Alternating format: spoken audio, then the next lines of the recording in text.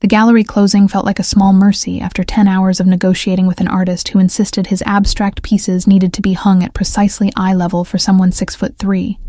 My shoulders ached from the tension, my voice hoarse from diplomatic explanations about lighting and wall space.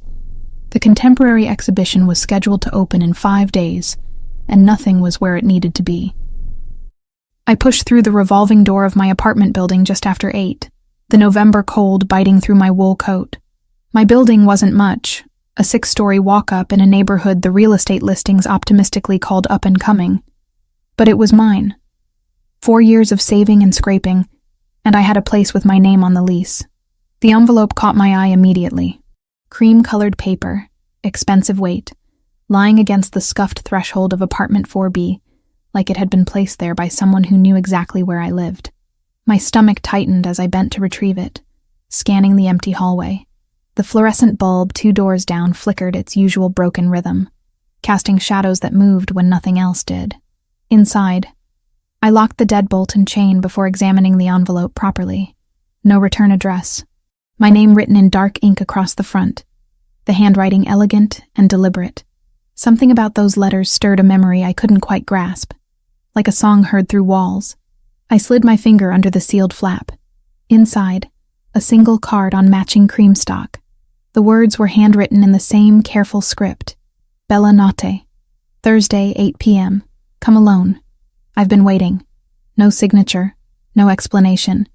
Just an address in the Upper East Side and a date 3 days from now. My phone was in my hand before I consciously decided to call anyone.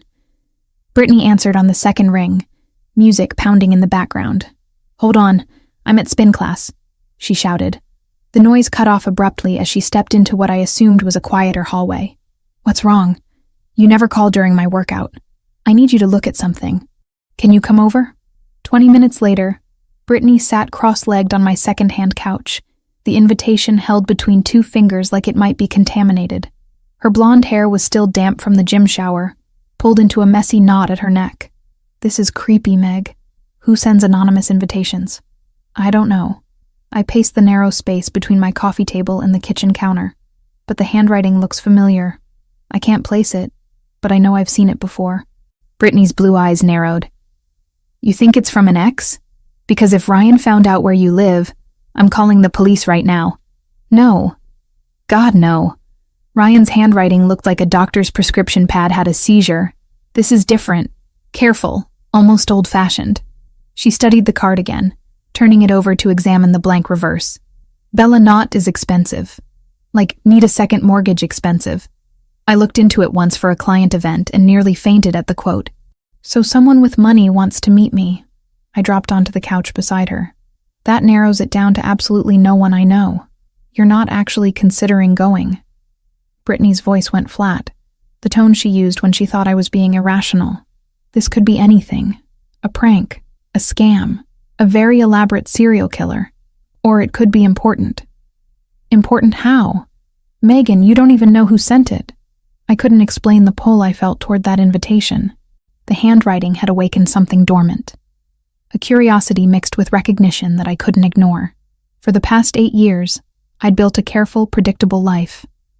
Work at the gallery, drinks with Brittany on Fridays, the occasional forgettable date with men who never called back.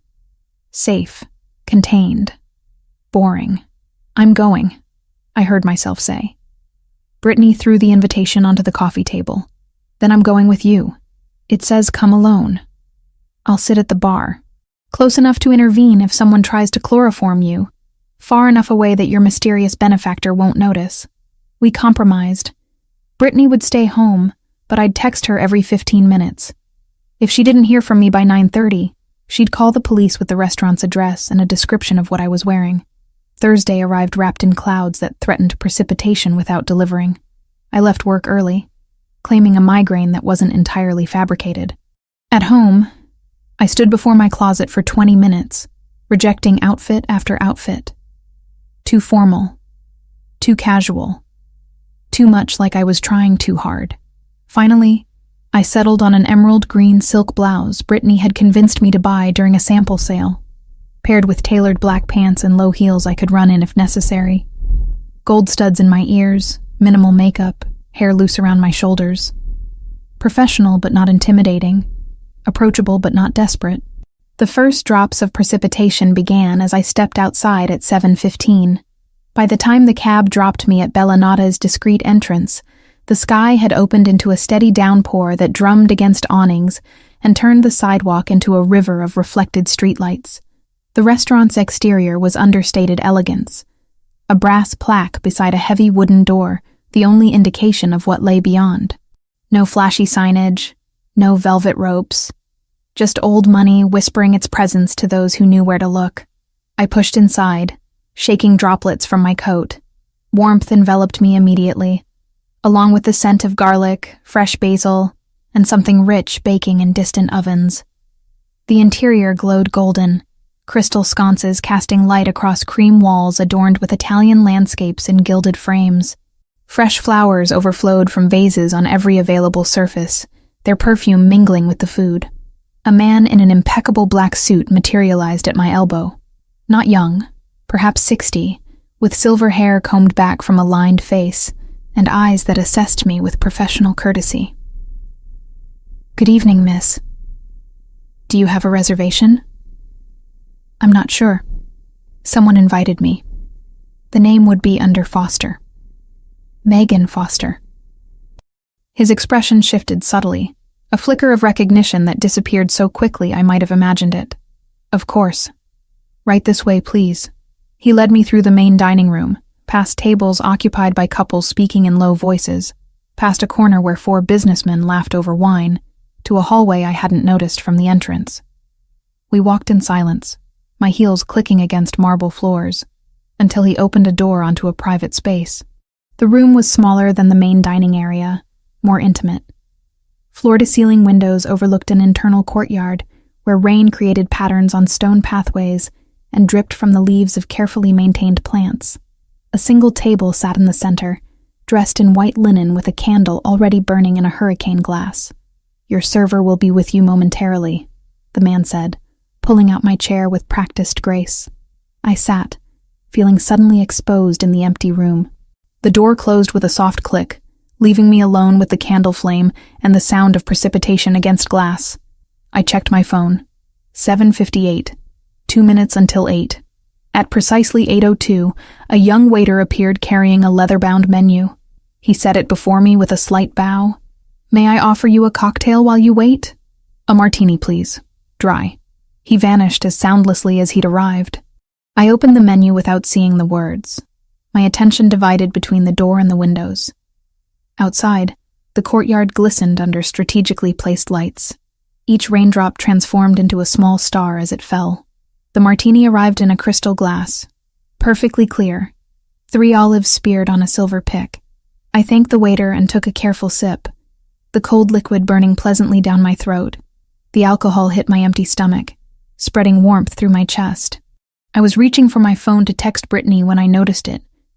Something at the bottom of the glass, catching the candlelight. I tilted the drink, peering through the gin. A ring, a vintage ring with a diamond center stone, sitting at the bottom of my martini like some surreal prize. My hand trembled as I set the glass down. I fished the ring out with my fingers, heedless of the liquid dripping onto the white tablecloth. The metal was cold, the diamond genuine if the way it caught the light was any indication. Old-fashioned setting, delicate filigree work along the band. "I was afraid you wouldn't come." The voice froze me. Deep, familiar in a way that sent my pulse into overdrive, carrying an accent I'd heard in dreams for years. I looked up slowly, afraid that turning too quickly would shatter whatever impossible moment this was. He stood in the doorway, backlit by the hallway's softer illumination. Taller than I remembered, broader through the shoulders, wearing a charcoal suit that fit him like it had been created for his body alone. Dark hair pushed back from his face, strong jaw shadowed with stubble that was either meticulously maintained or naturally perfect. But it was the eyes that confirmed what my racing heart already knew. Dark brown, almost black in the dim light, fixed on me with an intensity that made breathing difficult. Anthony. His name escaped as barely more than a whisper. 8 years since I'd spoken it aloud. 8 years since I'd seen him walk away from everything we'd built together with nothing but a 2-line letter as explanation. He crossed the room in 3 strides, movements fluid and controlled, without asking, without hesitating. He pulled out the chair across from me and sat. The candle flame danced between us, casting shadows across features that were familiar and foreign all at once. "You look exactly the same," he said softly, "and completely different."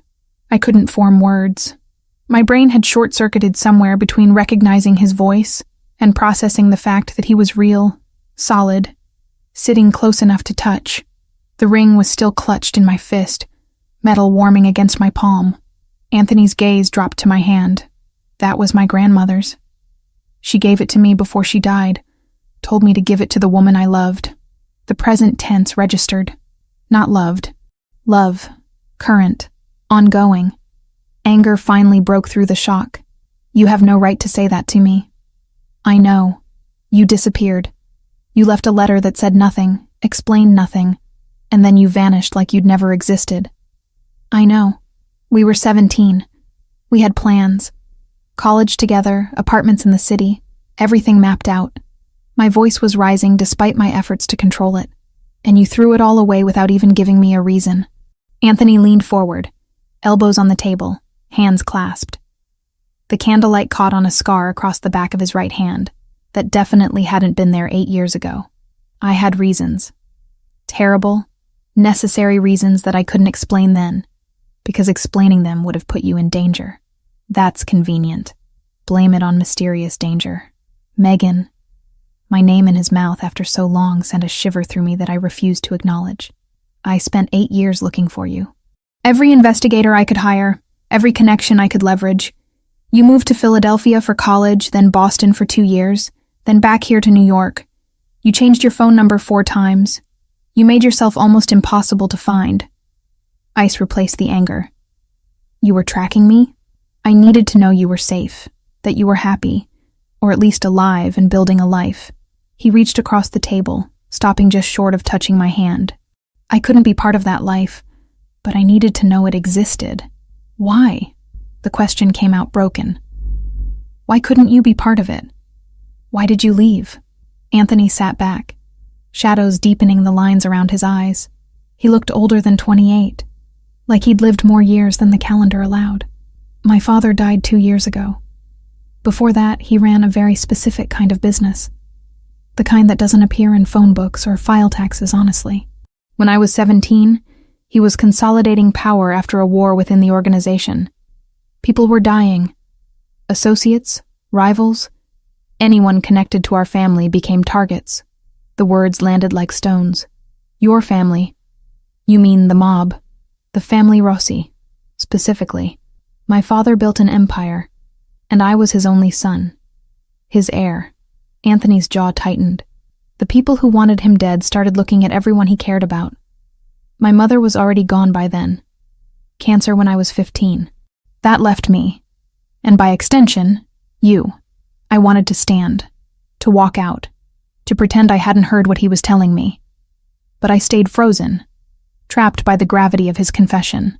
Someone took pictures of us together, outside school, at the pizza place we went to every Friday, in the park where we used to study. My father's security found them during a sweep of a rival's property. You were already marked, Megan. They knew your name, your address, your mother's work schedule. Everything. My mother. I hadn't thought about her in months, guilt washing over me for not calling more often. My father gave me a choice, Anthony continued, voice level despite the tension in his shoulders. End it completely, make you hate me enough that you'd never come looking, never be connected to our world again, or watch them use you to hurt me, hurt him, hurt everyone. So you chose the coward's way. I chose your life over my happiness. And I'd make the same choice again. His eyes met mine, unwavering. But I never stopped looking for you. Never stopped hoping that one day, when I had the power to protect you properly, I could find you again. The ring felt heavy in my palm. And now you have that power. I run everything my father built. I've spent 2 years consolidating, eliminating threats, building alliances.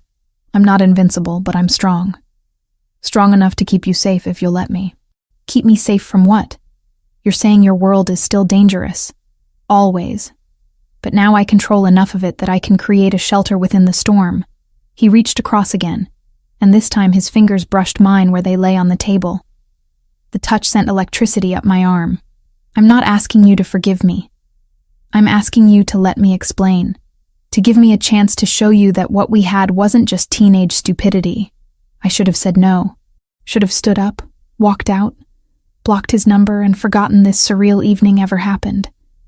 Instead, I heard myself ask, why the ring and the drink? Why not just call? A ghost of a smile touched his lips. Because you would have hung up the moment you heard my voice, and I needed you here, in person, where you couldn't run before hearing me out. Manipulative. Necessary. Outside, the precipitation had intensified, turning the courtyard into a watercolor painting of greens and grays. Inside, the candle continued its steady burn, wax pooling at the base. I don't know what you expect from me, I finally said. You can't just reappear after 8 years and expect everything to be the same. I don't. But I expect you to feel something, even if it's just anger, because feeling nothing would mean I really did destroy what we had. Anthony's gaze held mine.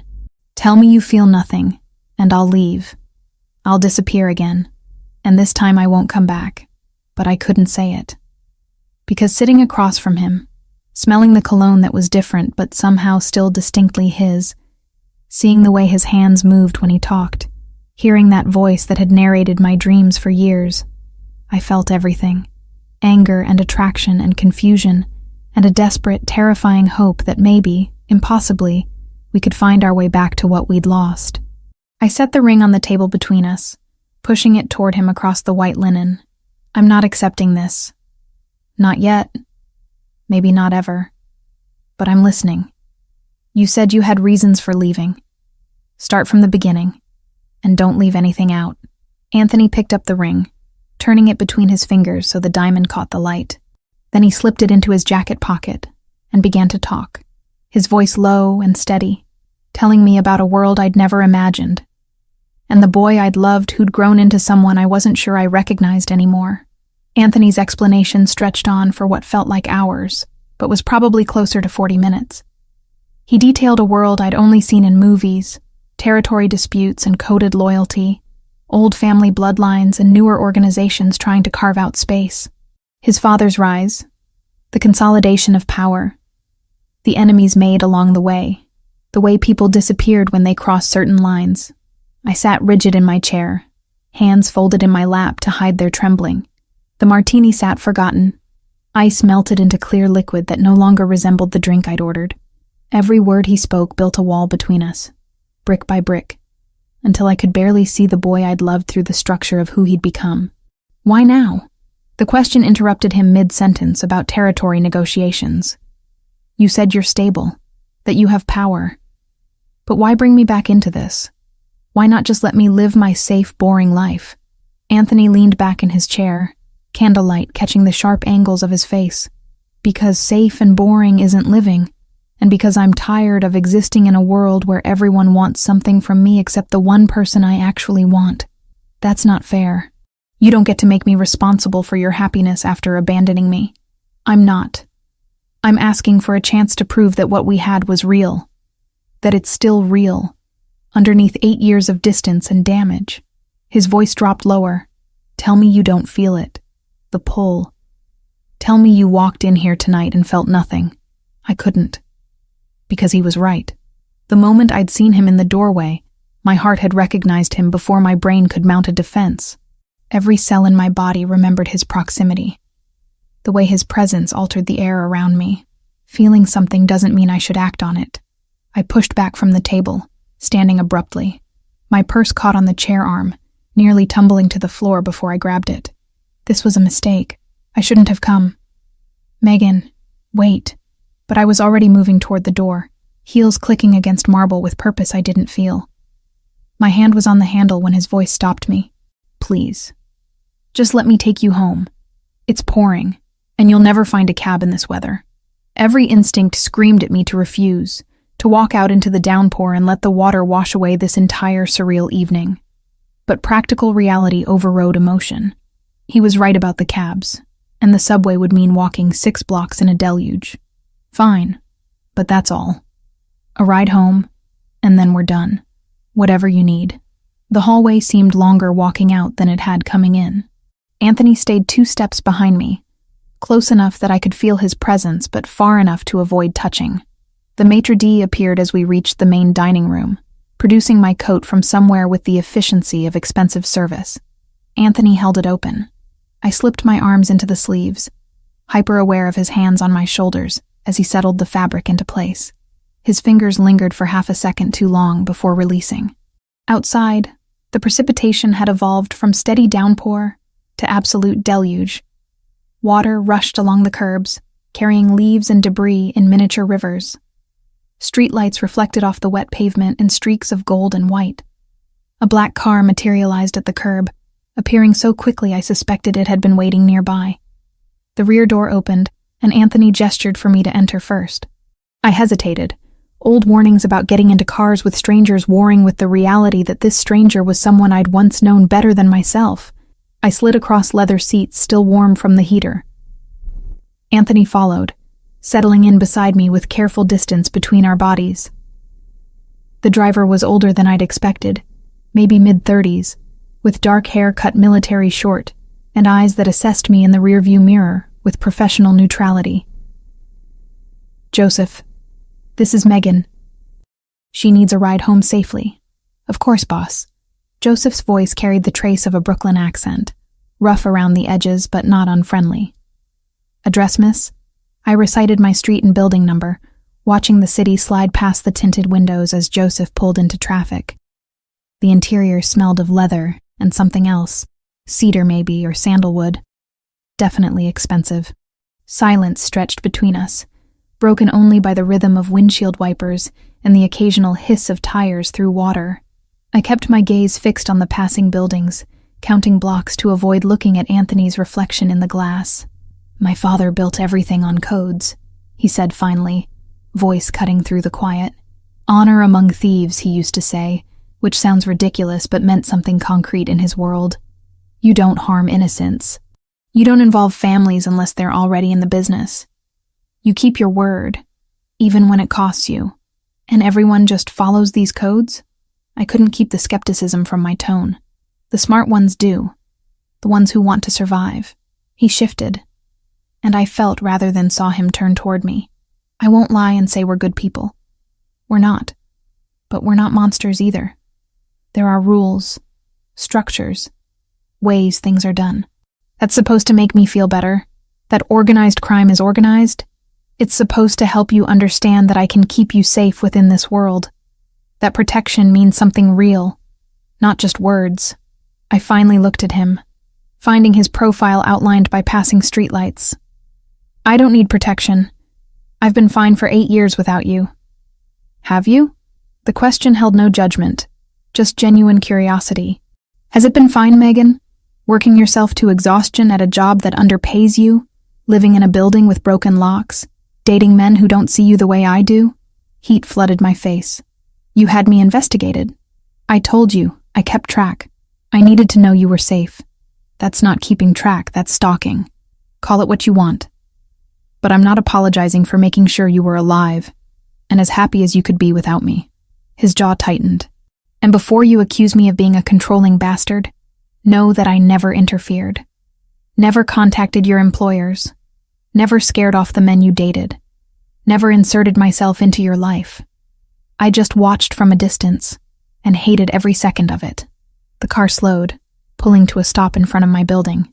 Through the rain-streaked window, I could see the familiar cracked awning, the lobby light that flickered at unpredictable intervals, the security door that hadn't locked properly in 6 months. Joseph kept the engine running but made no move to get out. Professional discretion, I realized, giving us privacy to finish our conversation. Anthony reached into his jacket, producing a business card from an interior pocket. Heavy stock, cream-colored like the invitation, with a phone number embossed in black ink. Nothing else. No name, no title, no company. This is my private line. It goes directly to me, day or night. He held it out, waiting until I took it before continuing. I understand if you never want to see me again. I understand if you throw this away the moment you're inside. But keep it for 24 hours at least. Think about what I said. Think about whether you really feel nothing. I stared at the card, expensive paper warming between my fingers. What do you want from me, Anthony? Specifically, a chance to know you again.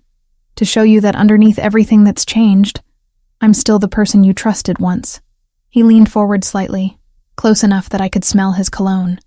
Something dark and woodsy that probably cost more than my weekly grocery budget. I want to prove that walking away from you was the hardest thing I've ever done, and that I'll never make that mistake again. And if I say no, if I decide this is too complicated, too dangerous, too everything, then I'll respect that decision. I'll disappear again, and this time I'll stay gone. His eyes held mine, dark and intense in the dim interior. But I don't think you'll say no, because you felt it too. The moment our eyes met, you recognized it. What we had didn't die, Megan. It just went dormant. I reached for the door handle, needing distance to process everything. I can't make any promises. I'm not asking for promises, just consideration. Joseph appeared outside my door with an umbrella, shielding me from the worst of the precipitation as I exited. I clutched my purse and the business card, grateful for the darkness hiding whatever expression was on my face. Thank you for the ride, I said to both of them. My voice strained. Sleep on it, Anthony called as I turned toward the building. And Megan, lock your deadbolt. That security door isn't going to stop anyone determined. I didn't respond, just hurried through the rain to the lobby, punching in the code that would open the main door. Inside, I risked a glance back. The black car still idled at the curb, Anthony visible through the window, watching until I was safely inside. The elevator was broken again, so I climbed 4 flights with legs that felt detached from my body. Inside my apartment, I locked the deadbolt and chain, then leaned against the door, breathing hard from something that wasn't physical exertion. The business card was still clutched in my hand. The edges softened from my grip. I set it on the counter, staring at the simple numbers as if they might rearrange themselves into answers. My phone buzzed. Brittany's name lit the screen with 7 missed calls and a string of increasingly frantic texts. I'm alive, I texted back. Call you tomorrow. Sleep was impossible. I paced my tiny apartment, making tea I didn't drink, scrolling through my phone without seeing the content. Around 2 a.m, I opened my laptop and typed Rossi Family New York into the search bar. The results were frustratingly vague. Articles about restaurants, a few mentions in business journals about import-export companies, society page photos from charity events where men in expensive tuxedos smiled for cameras. Anthony appeared in 3 photos, always on the edges, never the focus. In each one, he looked exactly as I'd seen him tonight, composed and powerful. Nothing explicitly criminal. But the careful vagueness felt intentional, like a coat of paint over something darker underneath. I was still researching at 4 a.m. when exhaustion finally dragged me to bed. I dreamed of hands reaching through precipitation, of voices calling names I couldn't quite hear, of doors that opened onto rooms that didn't exist. The next 3 days passed in a fog. I went through the motions at the gallery, smiling at collectors, arranging pieces for the exhibition, taking calls from artists demanding last-minute changes. But my mind was elsewhere, replaying conversations, analyzing words, trying to separate what I felt from what I should feel. Brittany cornered me Friday evening at our usual bar, sliding into the booth across from me with determination in her eyes. All right, enough silence. What happened Thursday night? I took a long drink of wine, buying time. I saw Anthony. Anthony who? Then her eyes went wide. Anthony Rossi. Your high school Anthony? He sent the invitation. Set up the whole thing. Wanted to explain why he left. And? What was the explanation? I gave her the abbreviated version, leaving out the details about organized crime and focusing on the protection angle. Brittany listened without interrupting, her expression shifting from curiosity to concern to something close to alarm. Megan, that's insane. He admits he's been tracking you for 8 years and you don't see that as a massive red flag. I know how it sounds. Do you? Because from here, it sounds like you're considering giving a stalker a second chance. He's not a stalker. He's complicated. Complicated is one word for it. She reached across the table, grabbing my hand. Promise me you'll be careful. Whatever you decide, just be smart about it. That night, alone again in my apartment, I picked up Anthony's card for the 100th time. The numbers seemed to pulse in the lamplight, daring me to dial. I set it down, picked it up, set it down again. I was about to force myself to bed when my phone rang. Unknown number. My thumb hovered over decline for 3 seconds before curiosity won. Hello? Static crackled. Then a voice. Male, with an accent I couldn't place. Vaguely Asian, maybe Japanese. Miss Foster. We should talk about your dinner date. Ice shot through my veins. Who is this? Someone interested in your association with Anthony Rossi. You've become a person of interest, Miss Foster. Congratulations on that dangerous distinction. I don't know what you're talking about. Don't insult us both with lies. You were seen entering Bella Notte Thursday evening. You sat with Rossi for over an hour. You left in his car. The voice remained pleasant, almost friendly, which somehow made it more terrifying. These are simple facts. What's less simple is deciding what to do about them. My hand shook so violently I nearly dropped the phone. I want nothing to do with any of this. Unfortunately, wanting has little to do with reality. You're connected now, Miss Foster, and connections have consequences. The line went dead. I stared at the blank screen, heart hammering against my ribs. Every shadow in my apartment suddenly seemed darker, more threatening. The window I always left cracked for air circulation now felt like an invitation for intrusion. Calling the police flickered across my mind, but this wasn't a problem for people who lived strictly inside the law. Whatever world had just brushed against mine, Anthony understood it in a way no detective ever could. Anthony's card was in my hand before I made a conscious decision to pick it up. My fingers trembled so badly I had to dial twice before getting the numbers right. He answered on the first ring. Megan. Someone just called me. A man. He knew about Thursday. He said, I'm connected now, that there are consequences. The words tumbled out in a rush. Anthony, I'm scared. Lock your door. Don't open it for anyone. I'm 15 minutes away. How do you know where I am? Because I never stopped watching after I dropped you off. Joseph's been on your building since Thursday night. I'm coming now. Stay on the line with me. You've had someone watching me for 3 days? Protecting you. There's a difference. I heard car doors slamming, an engine starting. Talk to me, Megan. Tell me exactly what he said. I recited the conversation, voice shaking. Anthony's silence on the other end felt heavier than words. That's Yamaguchi, he said finally. Japanese organization. We've had territorial disagreements, but they've stayed cold until now. If they're calling you directly, they're sending a message to me. What kind of message? That they know how to hurt me. Stay where you are. Don't open the door until you hear my voice. 14 minutes later, a knock thundered against my door. Megan, it's Anthony. Open up. I undid the chain and deadbolt with fingers that barely functioned. Anthony filled the doorway, Joseph and 2 other large men flanking him. All 4 moved with purpose, checking my apartment with professional efficiency. Clear, one of the men said after checking the bedroom and bathroom. Anthony's attention fixed on me, assessing. You're okay? He didn't threaten you explicitly? Just implications, consequences for being connected to you. Anger was replacing fear, hot and clarifying. This is what you meant by protection. This is the reality of your world. Yes.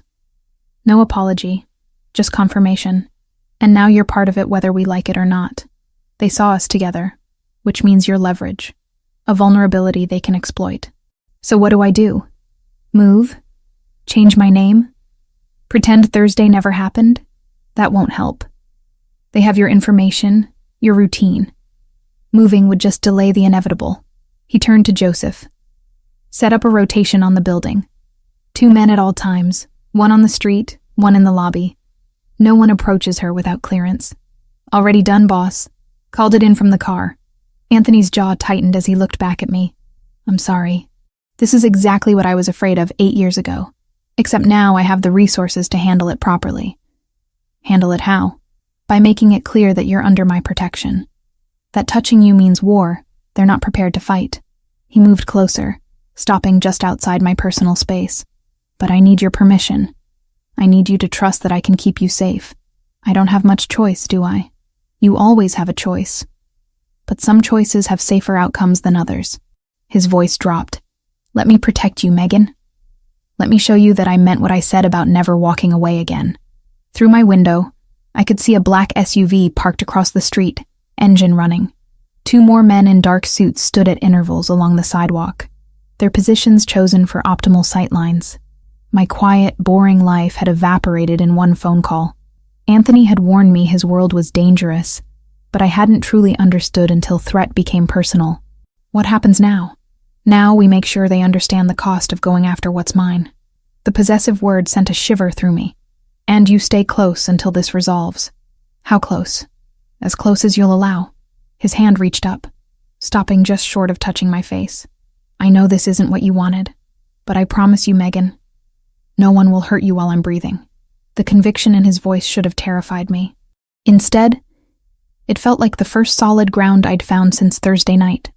Outside, the city continued its usual chaos, oblivious to how my entire world had shifted in the space of 3 days, and somewhere in that chaos, people were watching, waiting, planning moves in a game I'd just learned existed.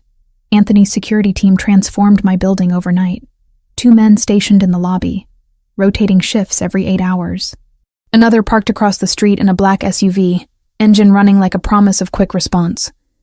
Joseph coordinated everything with military precision, speaking into a radio earpiece in clipped phrases I couldn't decipher.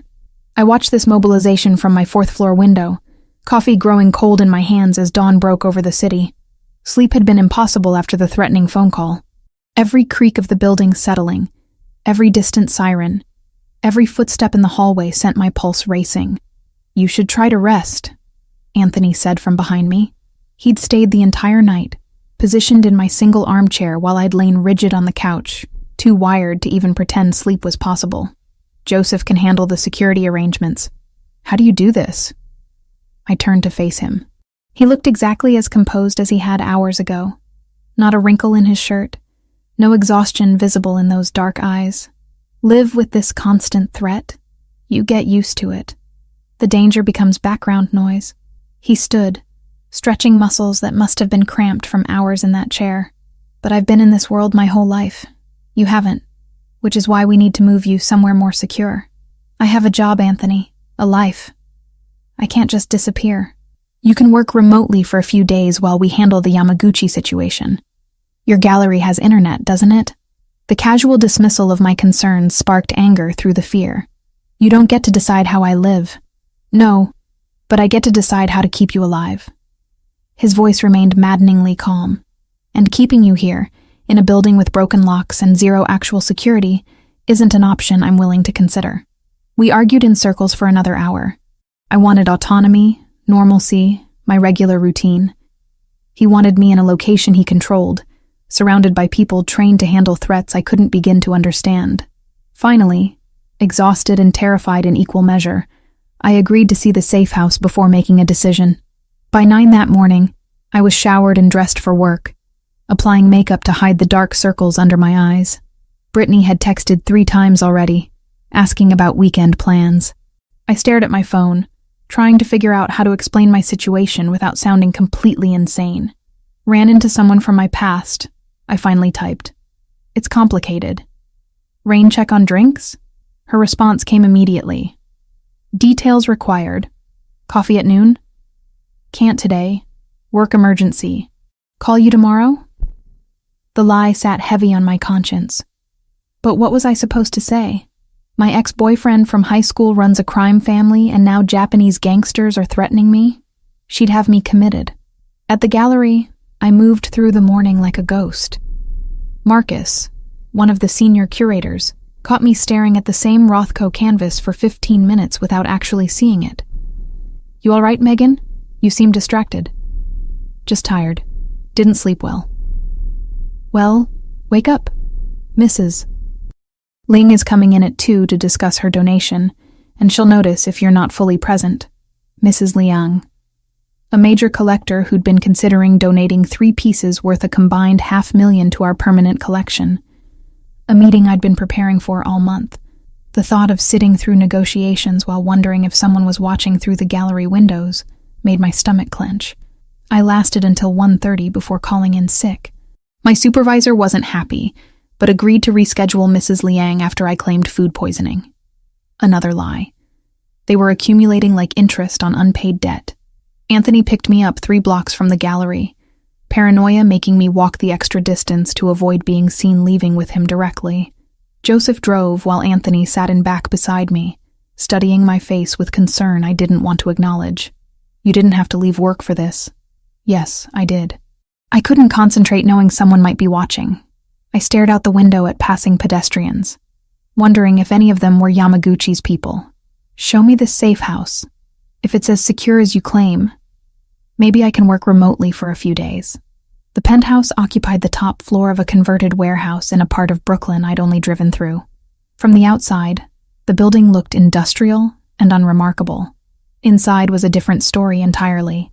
Floor-to-ceiling windows overlooked the East River, light flooding the open concept space with warmth despite the November chill outside. Modern furniture in neutral tones, a kitchen with appliances I'd only seen in magazine spreads, 2 bedrooms separated from the main area by frosted glass partitions.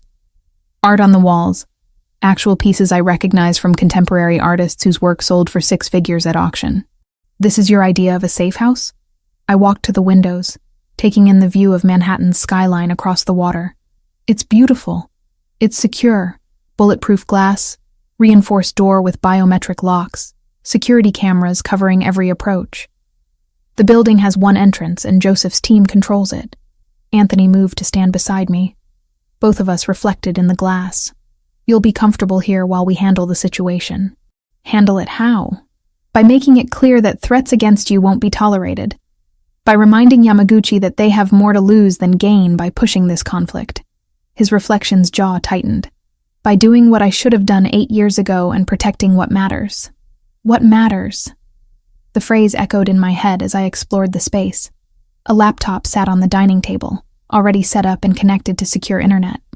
The refrigerator was stocked with food I actually liked, which meant someone had researched my preferences.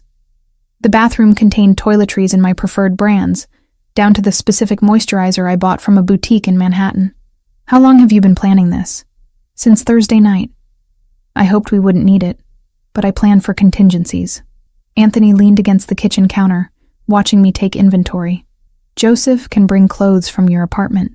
Make a list of what you need, and it'll be here within 2 hours." The reality settled over me like a heavy coat. This was happening. I was moving into a safe house owned by a man who ran a criminal organization, hiding from threats I barely understood, lying to everyone I knew about where I'd be. An irrational corner of my brain clung to the gallery like a lifeline. Disappearing without explanation would mean handing over years of work and letting someone else occupy the space I'd carved out for myself. "I need to call my boss. Tell him I'll be working remotely for the rest of the week.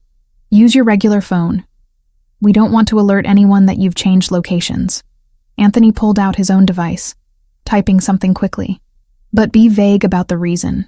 Family emergency, personal issue, whatever sounds natural."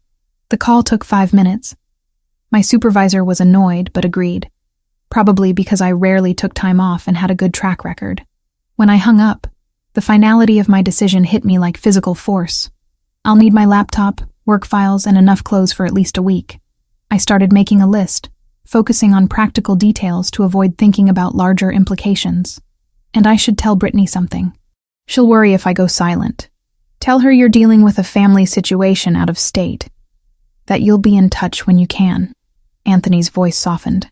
"I know lying to your friends is difficult, but the less they know, the safer they are." By that evening, I was settled into the penthouse with everything I needed for an extended stay. My suitcase sat in the larger bedroom. Clothes hung in a closet that smelled of cedar. My laptop occupied the dining table, gallery files downloaded and ready for remote work. Joseph had posted 2 guards in the building's lobby and another watching from across the street. Anthony had left an hour ago for what he called a business meeting. I tried not to think about what that meant in his world. Alone, I opened my laptop and typed Rossi Family New York into the search bar. Once again, The search results offered me almost nothing concrete to hold on to. Articles about Italian restaurants in the Bronx, a construction company specializing in commercial properties, import-export businesses with offices near the docks, society page photos from charity galas showing well-dressed people smiling for cameras. I clicked through image results until I found him. Anthony, maybe 2 years younger, standing at the edge of a group photo from some hospital fundraiser. He wore a tuxedo, holding a champagne flute, positioned as if he'd been about to leave when the photographer caught him. His expression was neutral, pleasant, but unrevealing. Other images showed similar scenes. Always at the periphery, never the focus. Other men who might have been associates or family members, but nothing explicitly criminal. Nothing that confirmed what he'd told me about his organization. The research told me nothing concrete but confirmed everything through its careful vagueness. People with legitimate businesses didn't have such meticulously scrubbed online presences. My phone rang just after 8. Unknown number. My finger hovered over decline before curiosity won. Hello? Miss Foster. The voice was cultured, accent placing its origins somewhere in Eastern Europe.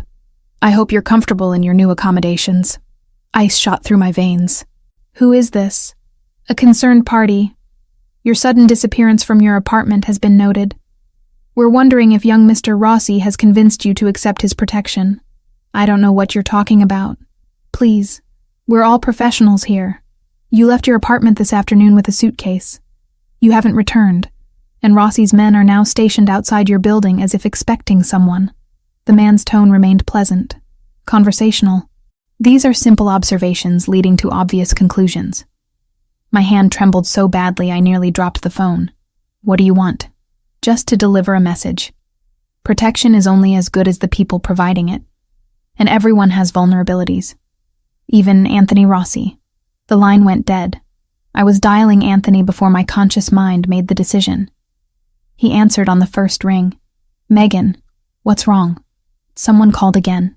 Different voice, European accent. He knew I left my apartment, knew about the guards, knew I was with you. The words tumbled out in a rush. How do they know?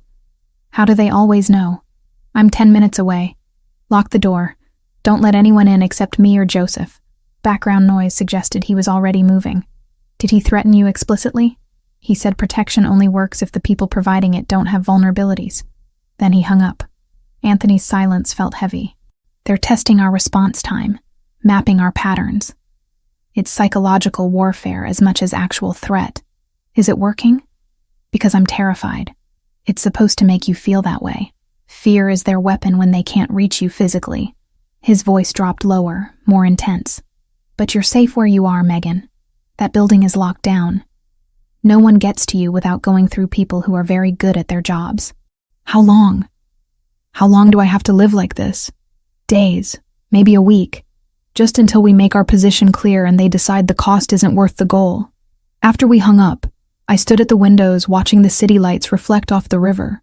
Somewhere out there, people I couldn't see were watching me, planning moves in a game I didn't understand. And somewhere else, Anthony was doing the same from his side of the board. 20 minutes later, a key turned in the lock. I jumped despite expecting it, heart pounding until Anthony's voice called out. It's me. Joseph's doing a security check. He looked different than earlier.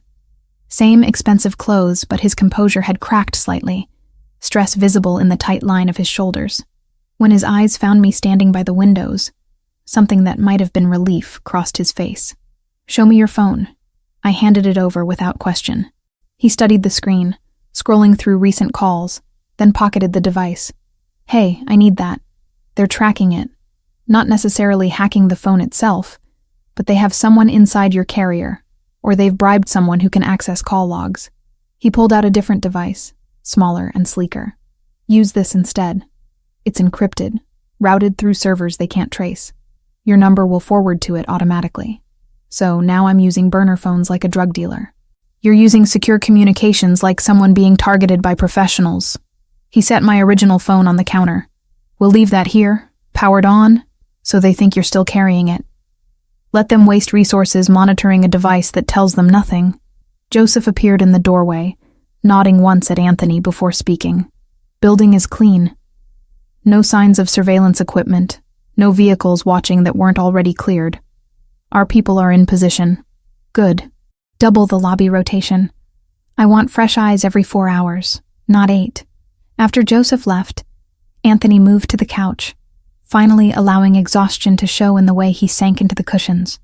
I remained by the windows, maintaining distance while trying to process everything. "You should eat something," he said after a long silence. "There's food in the kitchen. I'm not hungry. You need to maintain your energy. Fear burns calories faster than running." Despite myself, I smiled slightly. "Is that something they teach in mob boss school?" My father used to say it, usually right before a long negotiation where neither side wanted to blink first. He looked up at me, shadows under his eyes more pronounced in the lamplight. "Come sit down, Megan.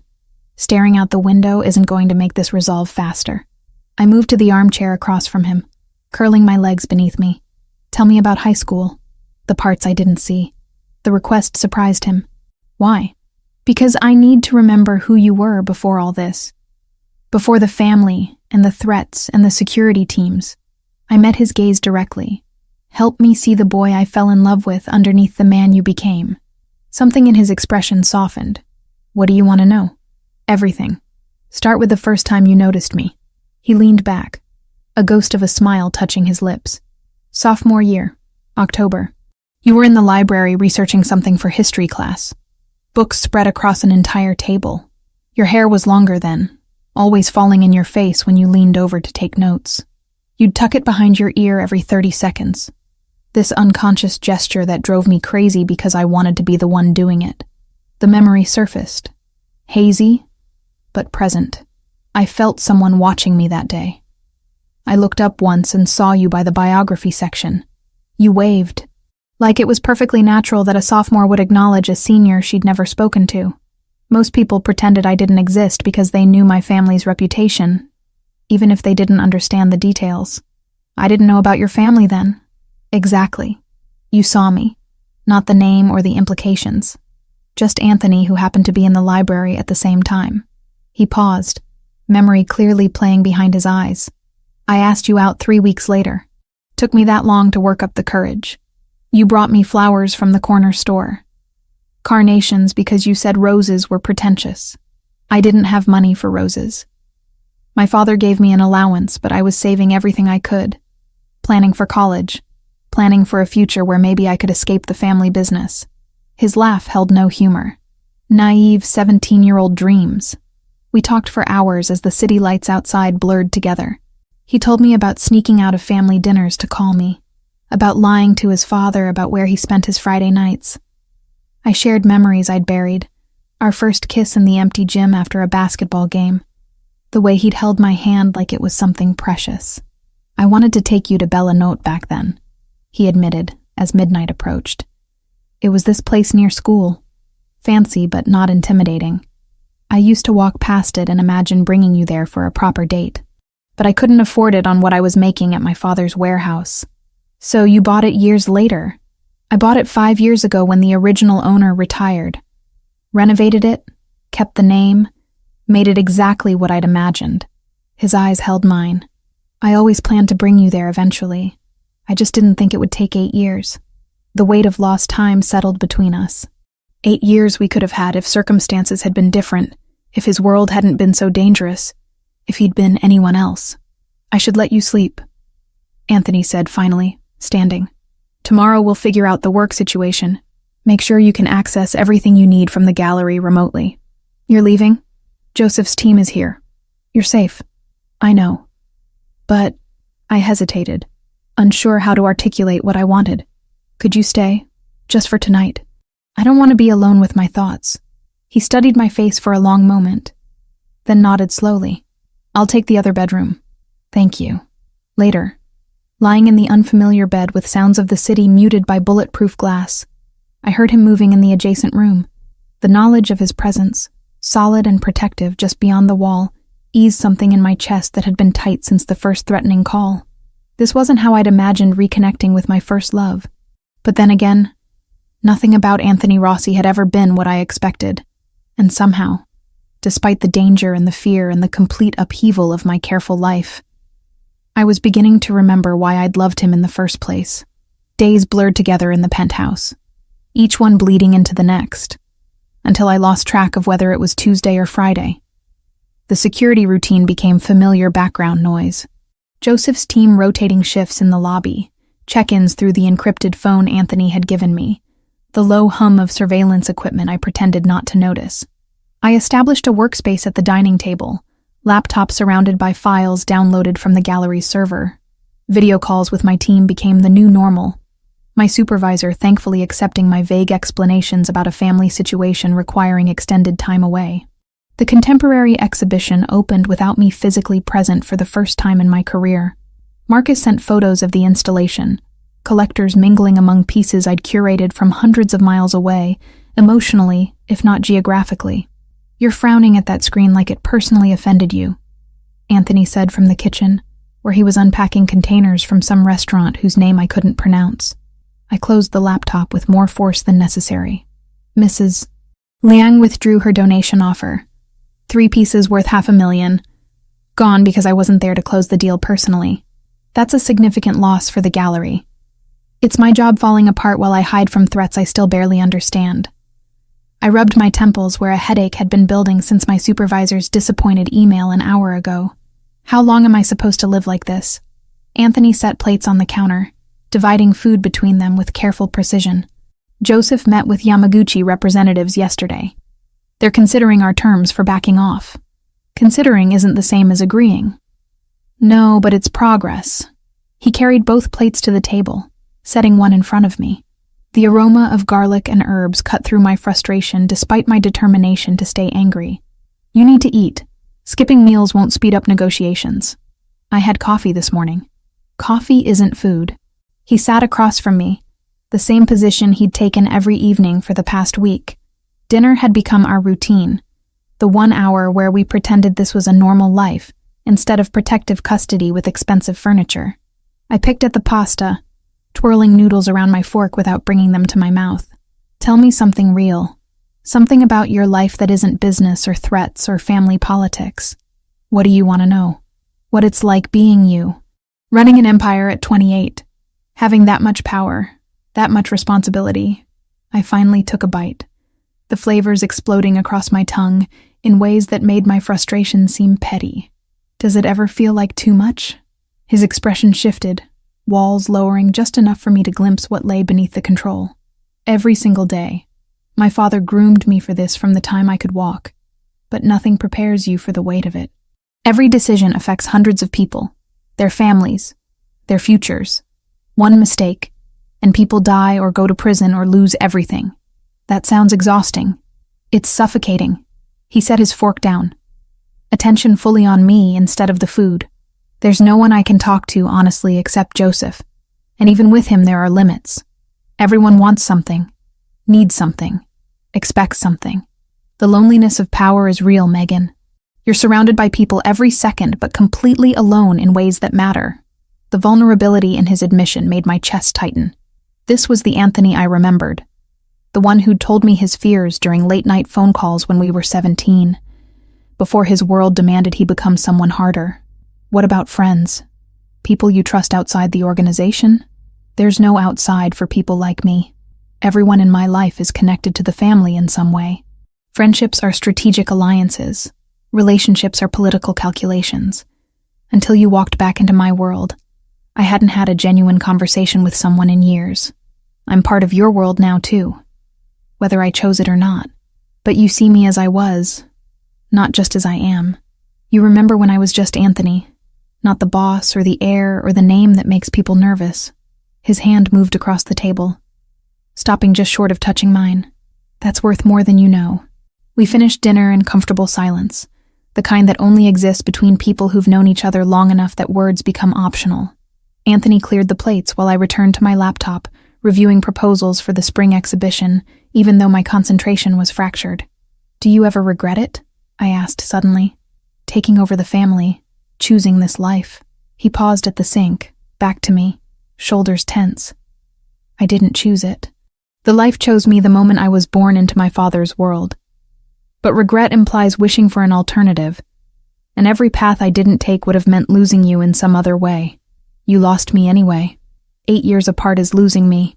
No. Losing you would be you being dead because I was too selfish to let you go when staying meant making you a target. He turned to face me, water dripping from his hands he'd forgotten to dry. What I did was set you free at the cost of my own happiness. That's not loss, Megan. That's sacrifice. The distinction landed heavy. I'd spent years hating him for abandoning me, but he'd spent those same years watching from a distance, ensuring I was safe while denying himself any possibility of his own contentment. Tomorrow night, I want to try something, he said, changing the subject with deliberate intent. My grandmother's recipe for homemade pasta. She taught me before she died, and I haven't made it in years. You cook? When I have time and the right company, which I haven't had much of either lately. A ghost of a smile touched his lips. Say yes. Let me do something normal that isn't about protection or threats or the world outside these windows. How could I refuse when he asked like that? Like my agreement mattered more than strategic decisions worth millions. Yes, I'd like that. The next evening, Anthony appeared with bags of ingredients and a determination that would have been amusing if it wasn't so endearing. He'd rolled his sleeves to his elbows, revealing forearms I tried very hard not to stare at, while he set out flour, eggs, olive oil, and salt on the pristine marble counter. My grandmother was from Tuscany, he explained, measuring flour into a volcano shape on the counter.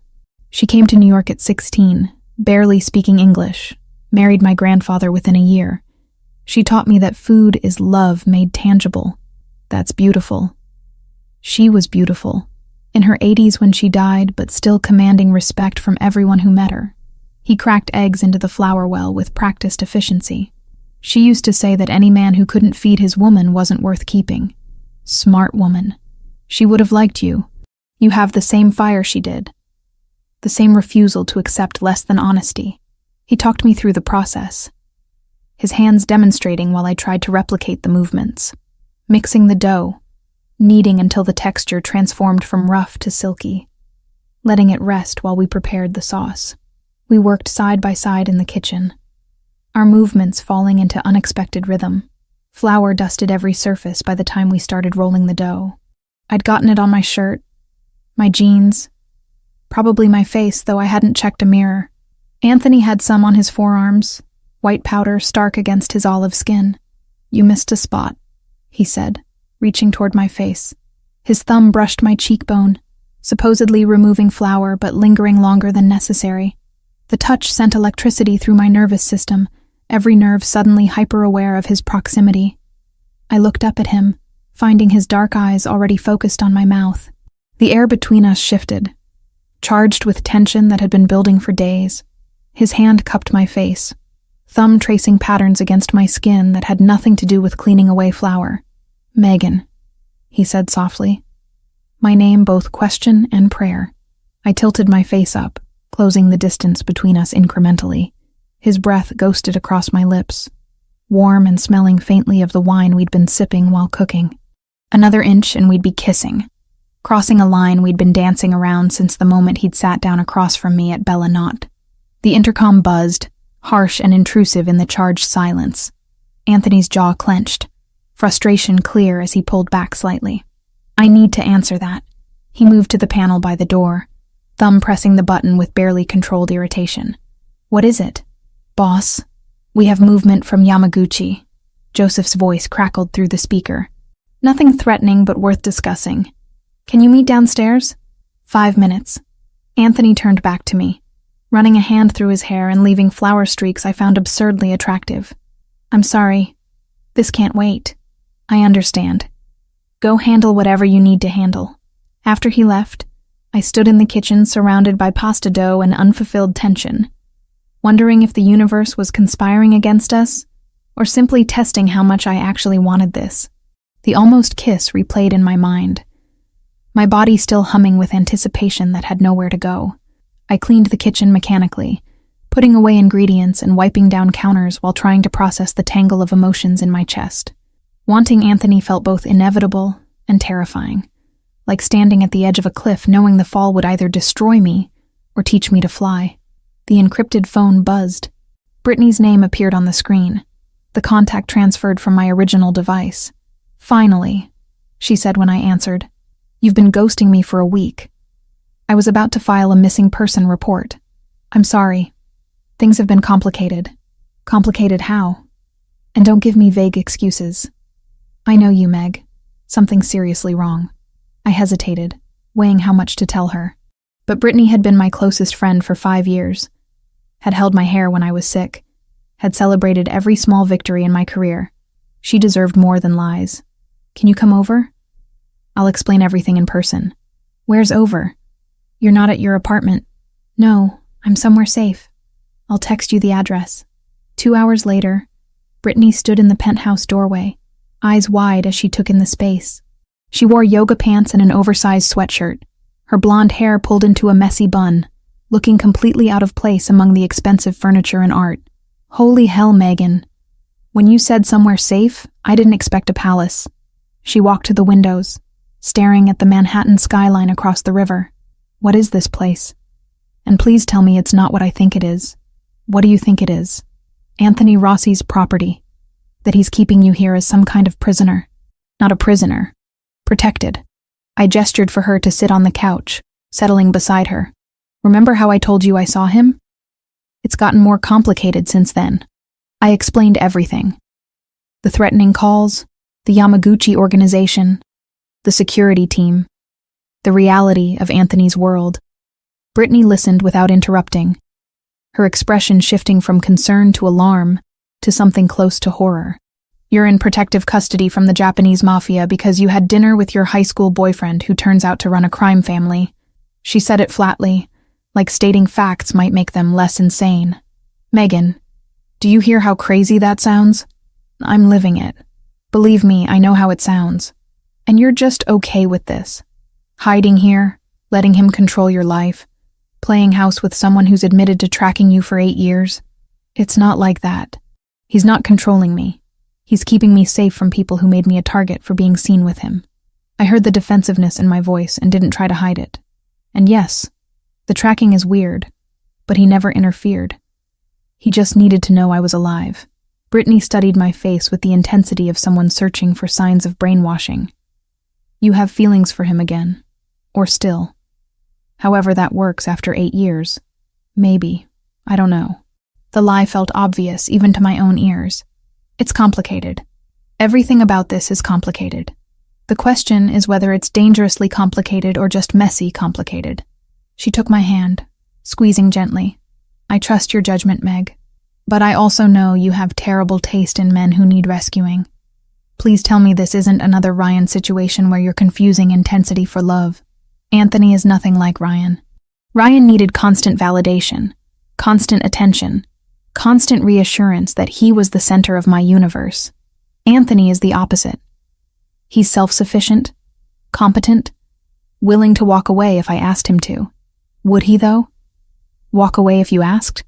I thought about his words from the night at Bellinat. Yes, he would. He already did once when he thought it was necessary. Brittany didn't look convinced, but nodded slowly. "Okay. If you trust him, I'll try to trust your judgment. But you need to promise me something." "What?" "If this goes bad, if he becomes someone you need protection from instead of protection by, you call me immediately. No hesitation, no trying to fix it yourself. Promise." "I promise."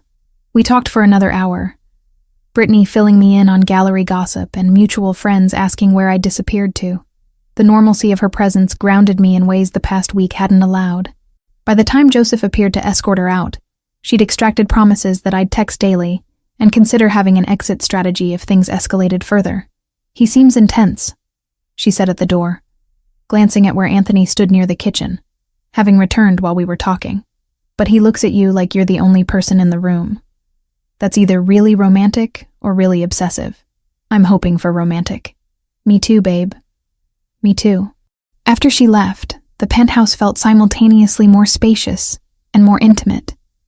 Anthony had given us privacy during the visit, occupying himself with work in the second bedroom. Now he emerged, loosening his tie as he approached where I stood by the windows. "Your friend doesn't trust me. She doesn't know you. She just knows what I've told her, which admittedly sounds insane from the outside. It is insane. Everything about this situation defies normal relationship progression. He stopped beside me. Both of us reflected in the darkened glass. For what it's worth, I'm glad you have someone who looks out for you. Everyone needs a Brittany. Who's your Brittany? Who keeps you grounded? Joseph, in his way. But it's different when you're in charge. People defer to you even when you need them to challenge you. I turned to face him properly, suddenly tired of the careful distance we'd been maintaining. Earlier, before Joseph interrupted, we were about to kiss. We were. Why didn't you come back to finish what we started? His expression shifted, vulnerability showing through the cracks in his composure. Because I'm terrified of rushing this and destroying whatever chance we have. I walked away from you once, Megan. I'm not arrogant enough to think I'd survive doing it again, even if circumstances forced it. What if I don't want to wait?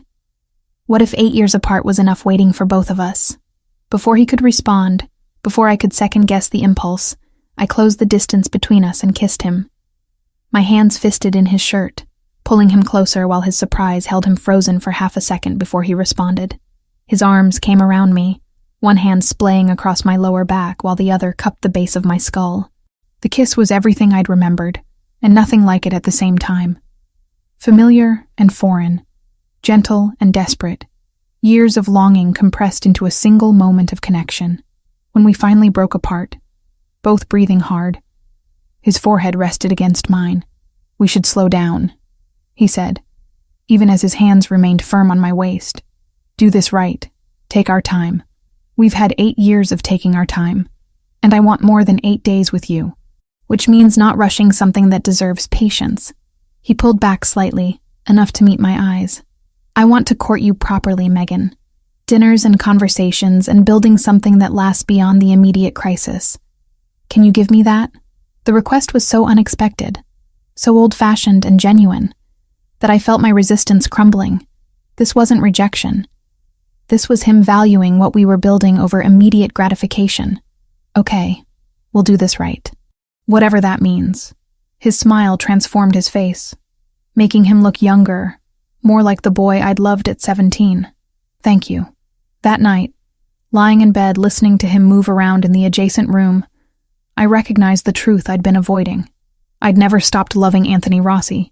8 years, distance, anger, fear, none of it had erased the fundamental connection between us. And now, trapped in this strange limbo of protection and proximity, I was choosing to let myself feel it fully. Whatever came next, whoever threatened us from the outside, we'd face it together. Because some things were worth the risk, and loving him had always been the most dangerous, worthwhile thing I'd ever done. The morning Joseph arrived with news, I was reviewing gallery proposals at the dining table, coffee cooling beside my laptop. Anthony had left before dawn for what he called routine business, but the tension in his shoulders told a different story. Now Joseph stood in the doorway, his usually composed face drawn tight. Boss needs to see you. It's about his father. 10 minutes later, Anthony sat across from me in the penthouse office, a manila folder spread before him. His hands were steady, but something in his eyes had fractured. My father didn't die of a heart attack. The words emerged flat, drained of emotion. Joseph's contact found medical records that were buried. Arsenic poisoning, administered over 6 months. Slow enough to mimic natural decline. My stomach dropped. Who would do that? Someone close. Someone trusted. He pushed a photograph across the desk. An older man, maybe 60, with silver hair and a face that belonged in family portraits. Silvio Fioraldi. He's been with the family for 30 years. My father's consigliere, his most trusted advisor. The betrayal in his voice cut deeper than any physical wound. How do you know it was him? Bank records showing payments from Yamaguchi. Phone logs placing him at my father's home on days the medication was administered. And now there's an informant willing to testify to what he saw. Anthony's jaw clenched. I need to go to Newark today. Meet with this person. Get physical evidence before Silvio realizes we know. When do we leave? His eyes snapped to mine. You're not coming. It's too dangerous. More dangerous than sitting here alone while someone who poisoned your father is still walking free? I leaned forward. I'm not fragile, Anthony. And I'm not staying behind wondering if you're coming back. The argument lasted 20 minutes. He wanted me safe, protected, insulated from the ugliness of his world.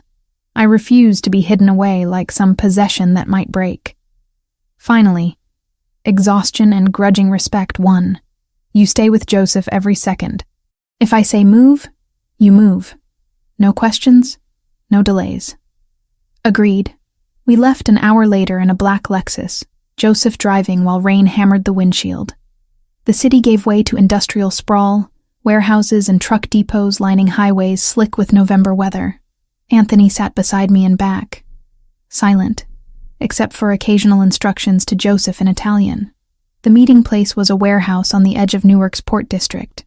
Rusted metal siding, broken windows covered with plywood, the kind of building people avoided after dark. Joseph parked behind a shipping container, engine running in case we needed a fast exit. Inside, the air smelled of motor oil and damp concrete.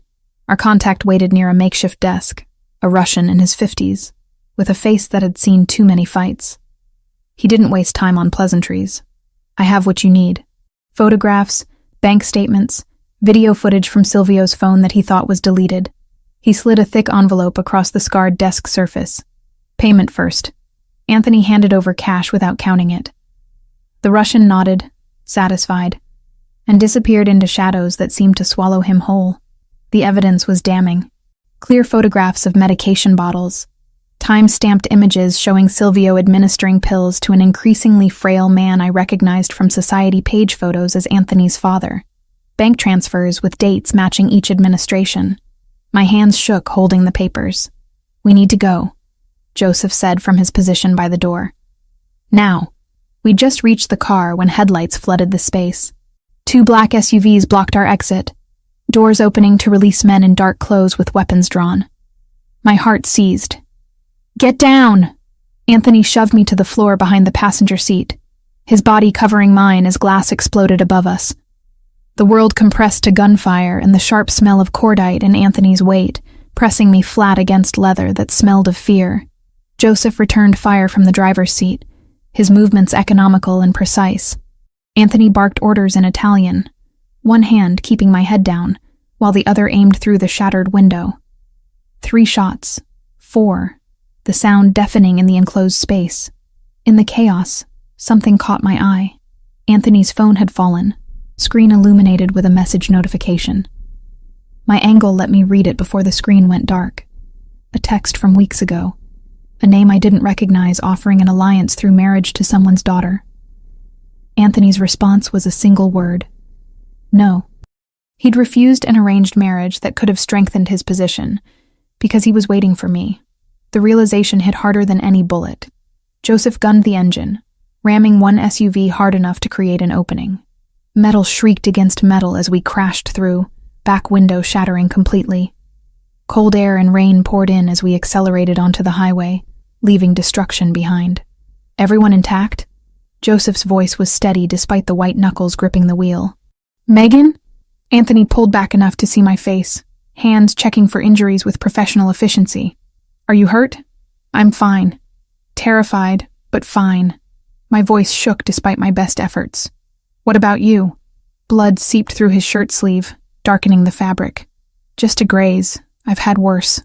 We didn't stop until we were back in Brooklyn. Pulling into a private garage beneath a building Joseph assured me was secure. A doctor appeared within minutes, an older woman who asked no questions as she cleaned and stitched Anthony's arm with practiced hands. Back in the penthouse, adrenaline gave way to trembling I couldn't control. I sat on the couch, hands shaking so badly I couldn't hold the glass of water Anthony pressed into them. He knelt before me, steadying my hands with his. I should never have brought you. This was a mistake. No. The word came out stronger than I felt. This is your reality. If we're going to have any chance, I need to understand what that means. No more protection through ignorance. Something shifted in his expression, pride mixing with pain. You're stronger than I gave you credit for. I'm not strong. I'm terrified. But I'm also not leaving. I met his eyes directly. Those men weren't trying to scare us. They were trying to kill you and take me. One of the attackers survived. Joseph's team has him now." Anthony's voice dropped lower. "He'll tell us who gave the orders. And when he does, we'll know exactly how deep Silvio's betrayal runs. The interrogation happened in a location I wasn't allowed to know about. Details Joseph shared only after it was finished." The wounded man confirmed everything. Silvio had been working with Yamaguchi for over a year, planning to eliminate Anthony and take control of the family's operations. Taking me was meant to force Anthony's hand, make him vulnerable through the one weakness everyone now knew existed. "What happens next?" I asked, when Anthony returned that evening. Exhaustion carved into every line of his face. "I call a meeting of the family. Present the evidence to the council. Let them see what Silvio did." He sank onto the couch beside me, head falling back against the cushions. "My father built everything on loyalty and honor. Silvio destroyed that with poison and lies. Will they believe you? The evidence speaks for itself. And Joseph has 3 witnesses willing to testify to what they saw. Transactions they processed, conversations they overheard." His hand found mine, squeezing gently. "But it means war. Yamaguchi won't accept losing their inside man without retaliation.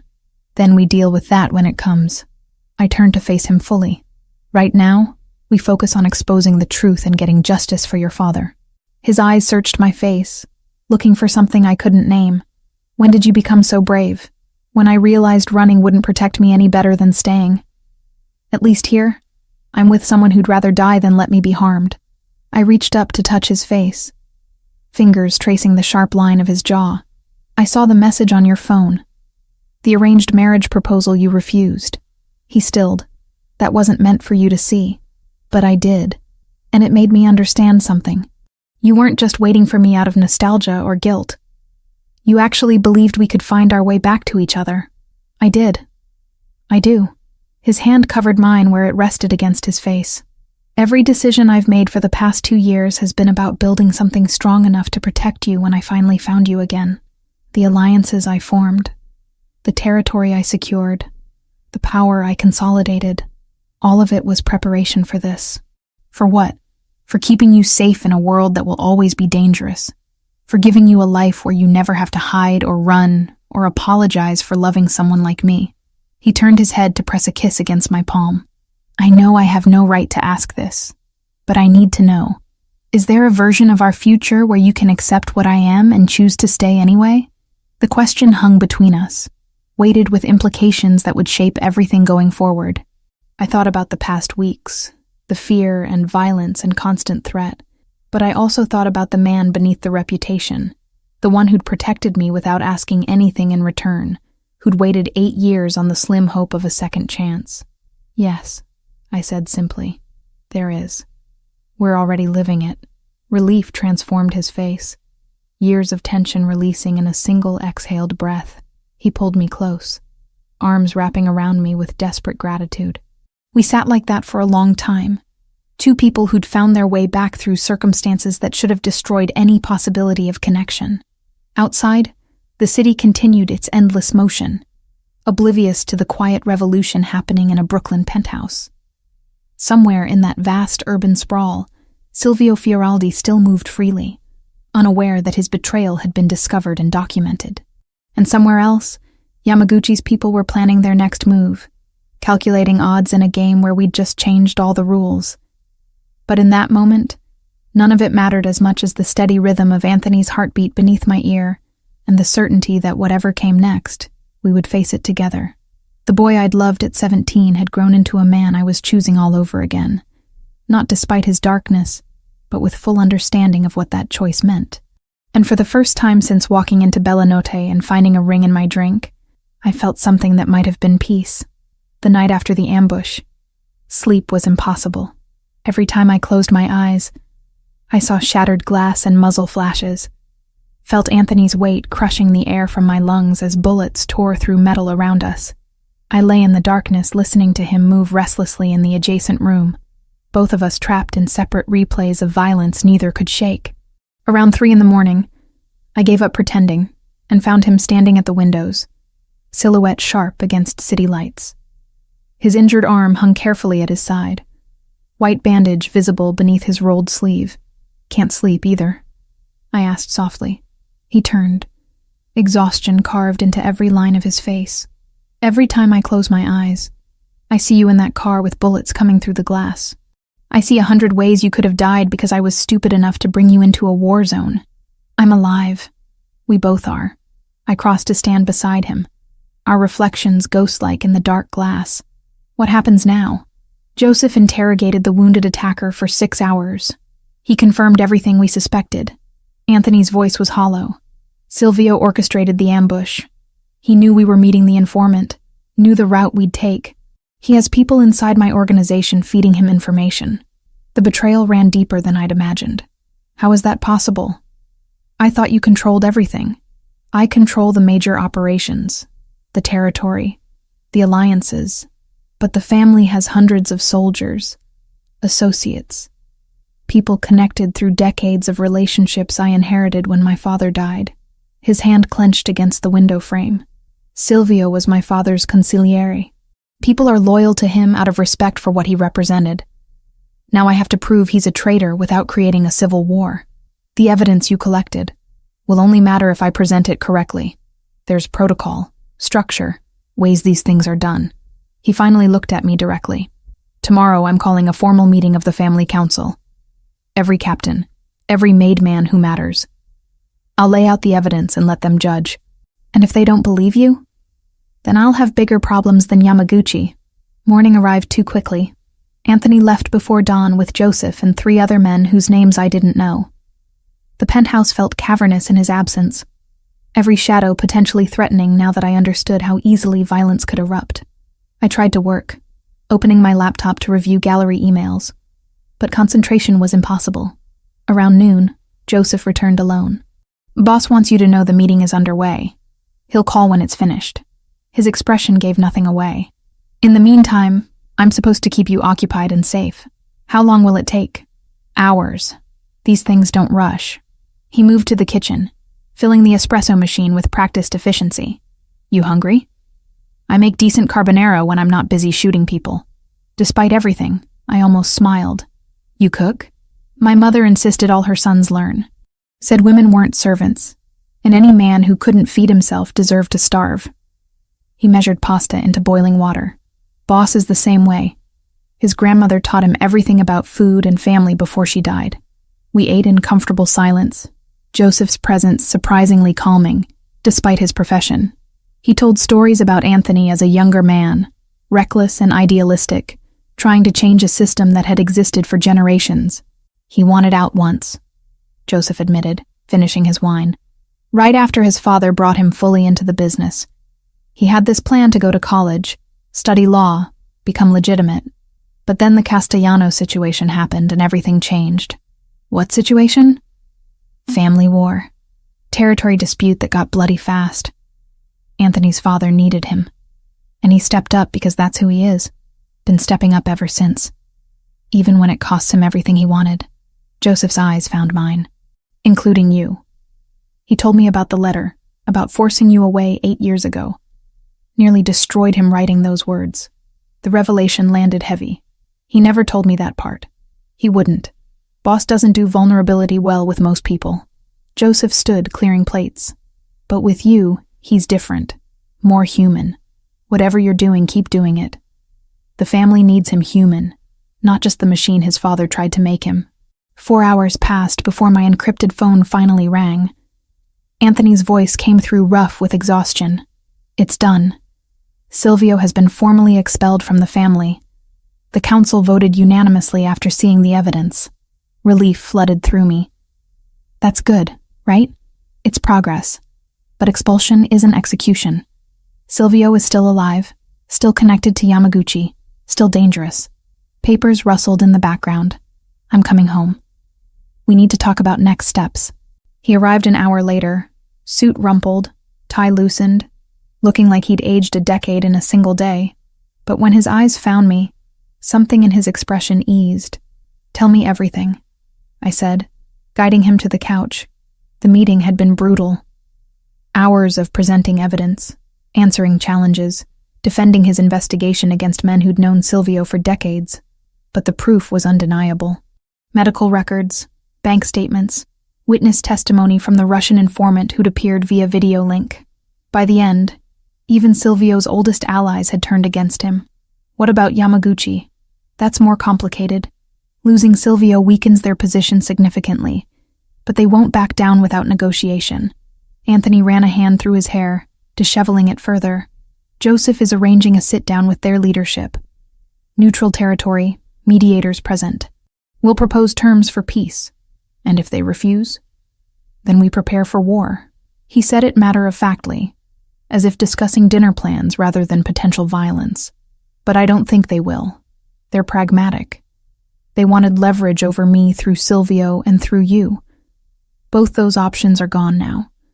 Continuing the conflict costs them more than they'll gain. I processed this, trying to understand the cold calculations that governed his world. When does this happen? 3 days. Gives both sides time to prepare positions, gather their people. His hand found mine, squeezing gently. You'll stay here with security doubled. I won't risk them trying something desperate before the meeting. I want to help. There has to be something I can do besides hide and wait. Anthony was quiet for a long moment, considering. Actually, there might be. You mentioned you have contacts in the art world. People who track expensive purchases and money movement through galleries. My boss knows everyone in that space. Why? Because Silvio has been laundering money through art purchases for years. If we can track those purchases, trace the sales back to specific buyers, we might find additional evidence linking him to Yamaguchi. He pulled up his phone, scrolling through documents. Joseph found gallery receipts in Silvio's financial records. Pieces worth hundreds of thousands bought and sold through private dealers. My expertise finally had practical application in his world. Give me the names of the galleries and approximate dates. I can make calls, use professional connections to trace the transactions without raising suspicions. For the next 2 hours, we worked together at the dining table, Anthony providing information while I contacted gallery directors, curators, private dealers. My professional reputation opened doors that would have slammed shut for anyone obviously connected to organized crime. By evening, I'd traced 5 major purchases directly back to a shell corporation registered in Tokyo, with known ties to Yamaguchi. This is solid, Anthony said, reviewing my notes. Financial evidence they can't deny. Between what we already have and this, their position at the negotiation table just got significantly weaker. Pride swelled in my chest. Ridiculous under the circumstances, but undeniable. I helped. You did more than help. You gave us leverage that could prevent this from escalating into open warfare. He pulled me close, arms wrapping around me with careful pressure that avoided his injured shoulder.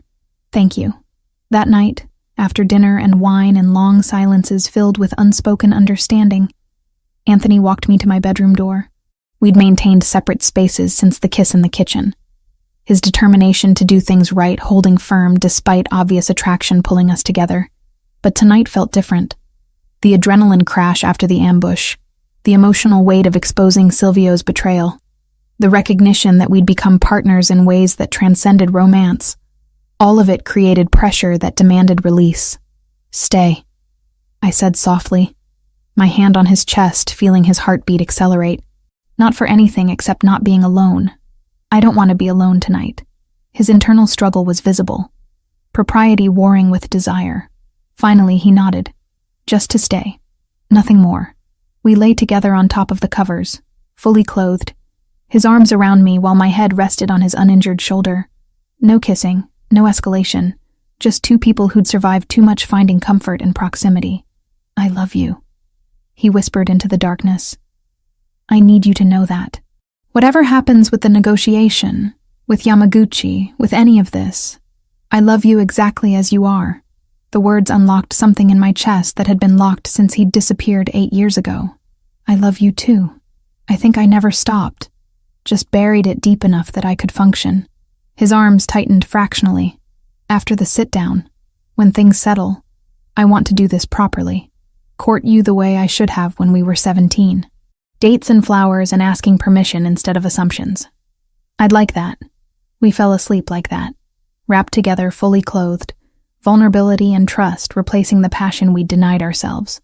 Outside, the city moved through its rhythms, police sirens and car horns, and the distant thrum of humanity that never truly rested. And somewhere in that vast urban sprawl, forces were aligning for a meeting that would determine whether the violence ended or escalated beyond our control. But in that moment, safe in Anthony's arms with his heartbeat steady beneath my ear, I chose to believe we'd survive whatever came next. Because we'd already survived the impossible. Finding our way back to each other after 8 years of distance and damage, everything else was just details. The council meeting took place 3 days later in a private room at one of the family's legitimate businesses, an Italian restaurant in the Bronx that had been serving red sauce and keeping secrets for 40 years. Anthony left before dawn, dressed in the dark suit he reserved for formal family business, his face already set in the controlled mask I'd come to recognize as his public persona. "Stay with Joseph," he said at the door, pressing a kiss to my forehead. "Don't leave the building for any reason. We don't know how Silvio will react when he realizes what's happening." By noon, my nerves were frayed from waiting. I paced the penthouse, unable to focus on work or reading or anything that required sustained attention. Joseph made coffee I didn't drink and offered reassurances I couldn't believe. The call finally came at 3:15. Anthony's voice was tight with controlled emotion. "It's done. The council voted unanimously to expel Silvio from the family. He's been stripped of rank, protection, and all claims to territory or operations." What does that mean in practical terms? It means he's nobody. An outcast. Anyone who helps him becomes an outcast as well. Papers rustled in the background. The evidence was undeniable. When the council saw the video of him administering poison to my father, saw the bank transfers, heard the testimony, even his closest allies turned on him. Relief flooded through me so intensely my knees went weak. So it's over? The internal threat is neutralized. But Yamaguchi is another problem. His voice dropped lower. Losing Silvio weakens their position significantly. Joseph is arranging a sit-down for tomorrow evening. Neutral territory. Mediators from families we both respect present to ensure neither side tries anything stupid. What are the terms you're proposing? They withdraw completely from the contested port territory. In exchange, I don't retaliate for the ambush or for their involvement in my father's death. Clean slate, mutual respect, no future interference in each other's operations. Will they accept? They'd be smart to. But pride makes people irrational. He paused. "I'll be home in 2 hours. There are things we need to discuss before tomorrow." When he finally walked through the door, exhaustion and victory warred on his face. He moved directly to the bar, pouring himself 2 fingers of whiskey he downed in a single swallow before turning to face me. "How bad was it?" "Brutal." Silvio tried to defend himself, claimed the evidence was fabricated, that I was staging a coup using my father's death as justification. Anthony poured another measure but didn't drink it immediately. But the medical examiner's report was official, stamped and signed. The bank records came from government sources Joseph's contacts accessed legally. There was no denying what he'd done. How did the council react? Old Guard was devastated. These were men who'd worked beside Silvio for decades, trusted him with their lives and businesses. Younger members were furious, demanding immediate execution rather than just expulsion. He finally took a sip of the whiskey, rolling it over his tongue. I had to remind everyone that we're not savages. We have codes, procedures. Exile serves the same purpose without making us murderers. I crossed to him, taking the glass from his hand and setting it aside before pulling him into an embrace. His arms came around me immediately, holding tight enough that breathing required effort. "I'm proud of you," I whispered against his chest. "You did the right thing. The hard thing. Doesn't feel like victory. My father is still dead. Silvio betrayed everything we built. And tomorrow I have to sit across from the people who paid him to commit murder and negotiate peace like civilized humans. But you're doing it. You're choosing diplomacy over violence, structure over chaos." I pulled back enough to see his face. That's leadership. The next evening, Anthony dressed with meticulous care in a charcoal suit, black shirt, no tie. Professional but not ostentatious. Joseph arrived early with 3 other men whose names Anthony didn't share, all armed but concealing their weapons beneath perfectly tailored jackets. The meeting is at a restaurant in Little Italy, neutral ground, owned by the Greco family who agreed to mediate. Anthony checked his reflection one last time, adjusting his cuffs with precise movements. There will be 4 Yamaguchi representatives, 4 of us, and 2 mediators. Establish protocol. Everyone respects the rules or risks becoming pariahs. What happens if they refuse your terms? Then we prepare for war. He said it simply, as if discussing weather rather than potential bloodshed. But I don't think they will. They're businessmen, same as me. War is expensive and unpredictable. Peace with clear boundaries serves everyone better.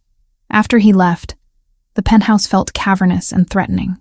Every sound made me jump. Every shadow seemed potentially hostile. I tried to work, to watch television, to do anything that would distract from imagining worst-case scenarios. Nothing helped. Around 9, my phone rang. Brittany's name on the screen. Please tell me you're okay and not being held hostage by Italian mobsters. Despite everything, I almost laughed. I'm fine, safe, just dealing with complicated situations. Complicated like what? Because you've been ghost mode for weeks and I'm about ready to file a missing person report. I gave her the abbreviated version, leaving out details about violence and betrayal, but confirming I was with Anthony and things were resolving. She didn't sound convinced, but accepted my reassurances with the grace of a friend who'd known me long enough to recognize when pushing would do more harm than good. Just promise me one thing, she said, before hanging up. If this goes bad, if he becomes someone you need to run from, you call me first. No hesitation. I promise. After midnight, the door finally opened. Anthony walked in flanked by Joseph, both of them alive and apparently unharmed. The relief that crashed over me was physical, leaving me lightheaded. It's done, Anthony said, his voice carrying exhaustion but also satisfaction. Yamaguchi accepted our terms. Full withdrawal from port territory, formal apology for the ambush, reparations paid to the family for damages and loss of operations during the conflict. They agreed to all that? They didn't have much choice. We presented evidence linking them directly to Silvio's activities, showed how their involvement violated agreements between our organizations going back decades. He shrugged out of his jacket, draping it over a chair. The mediators made it clear they'd face sanctions from other families if they continued the conflict. Isolation in our world is death. So it's really over? The active threats are neutralized. Silvio is expelled and powerless. Yamaguchi is withdrawing. You can go back to your life, your apartment, your normal routine. He moved closer, taking my hands in his. Which brings me to what I wanted to discuss. My heart rate accelerated for entirely different reasons. Okay, I know we've been living in crisis mode, making decisions based on immediate threats rather than what we actually want. His thumbs traced circles on my palms, but now things are settling. The danger has passed, which means you have a real choice to make. About us. About whether there's an us. Whether you want to try building something real with me, knowing what my world entails, or whether you'd prefer to walk away while you still can.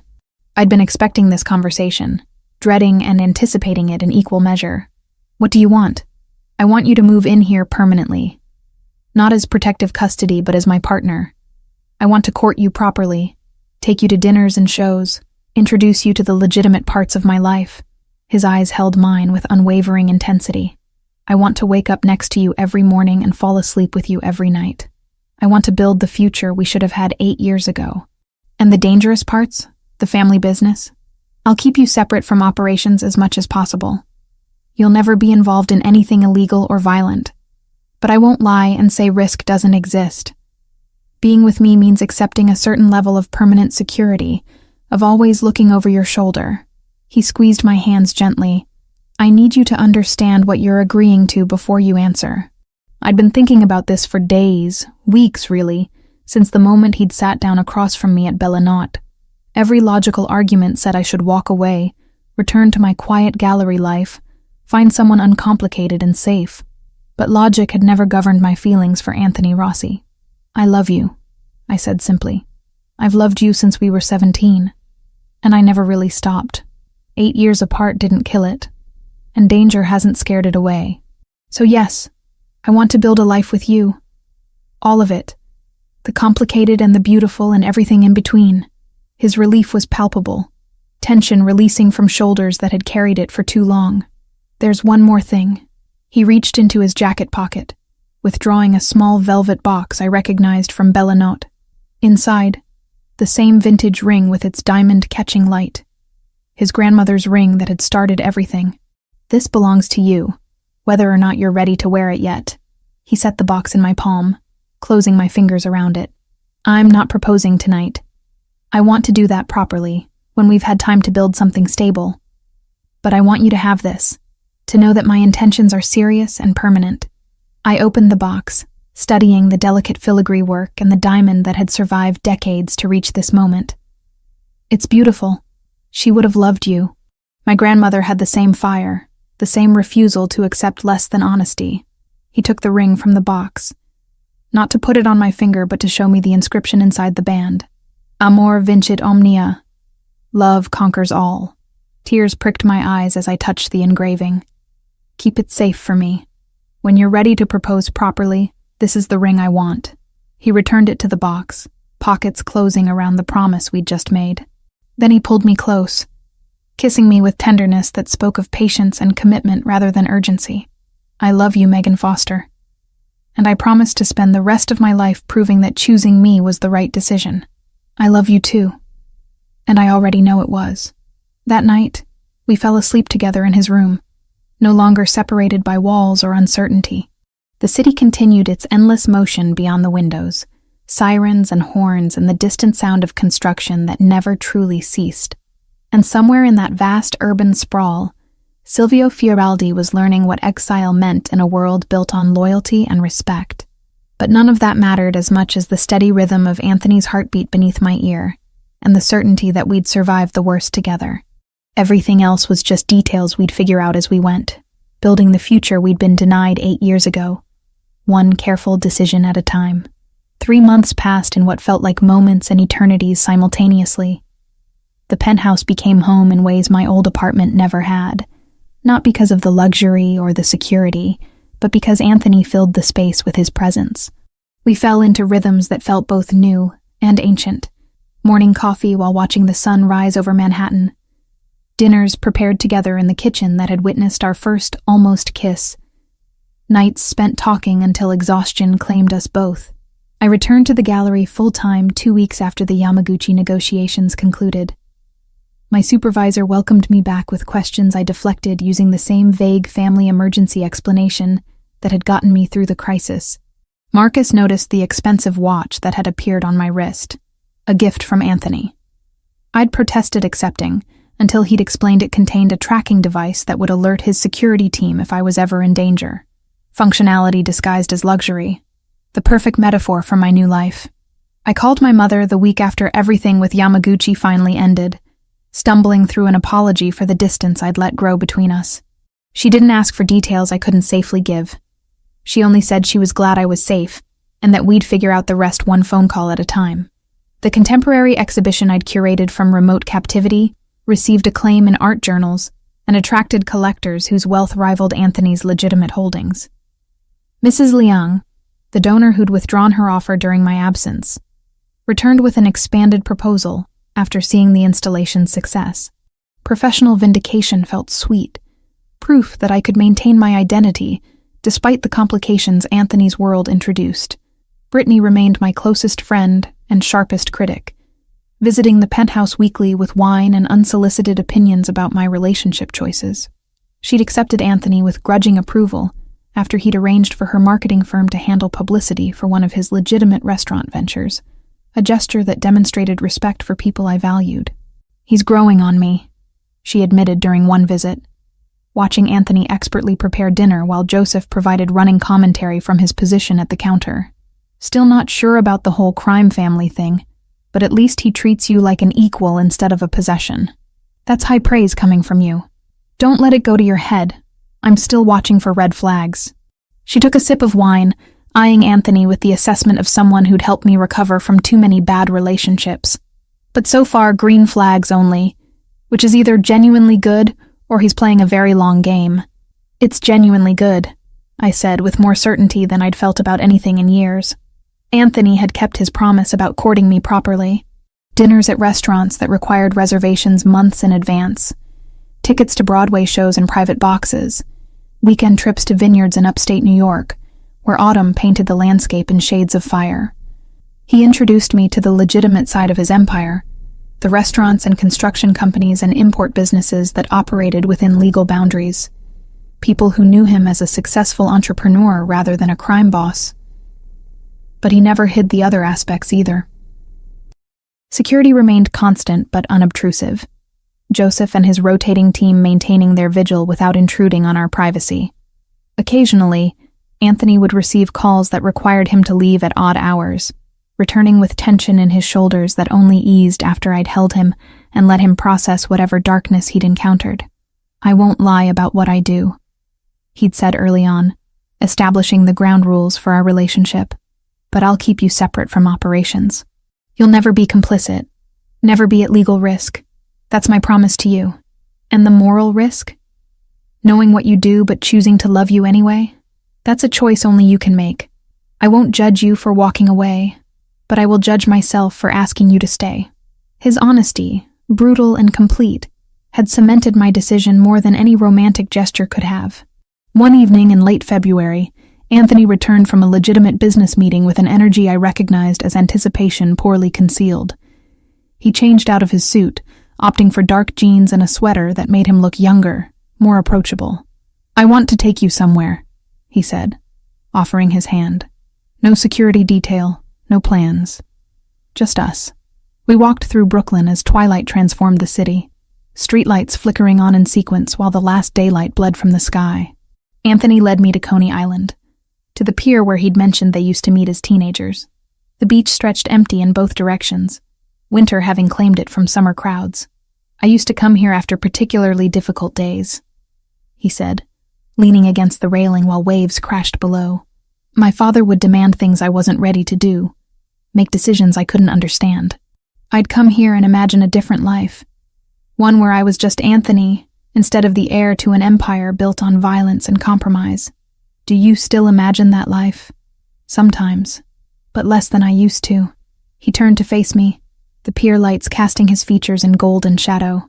"Because the life I have now, with you in it, is better than anything I imagined back then." My breath caught as he reached into his pocket, withdrawing the small velvet box I recognized from months ago. My heart hammered against my ribs as he opened it, revealing his grandmother's ring catching the pier lights with inherited brilliance. "Megan Foster, I've loved you since I was 17 years old. I loved you through 8 years of separation, through threats and danger, and every moment that should have convinced me to let you go." He knelt on the weathered boards, oblivious to passing joggers who slowed to watch. "I want to spend the rest of my life proving that choosing me wasn't a mistake. Will you marry me?"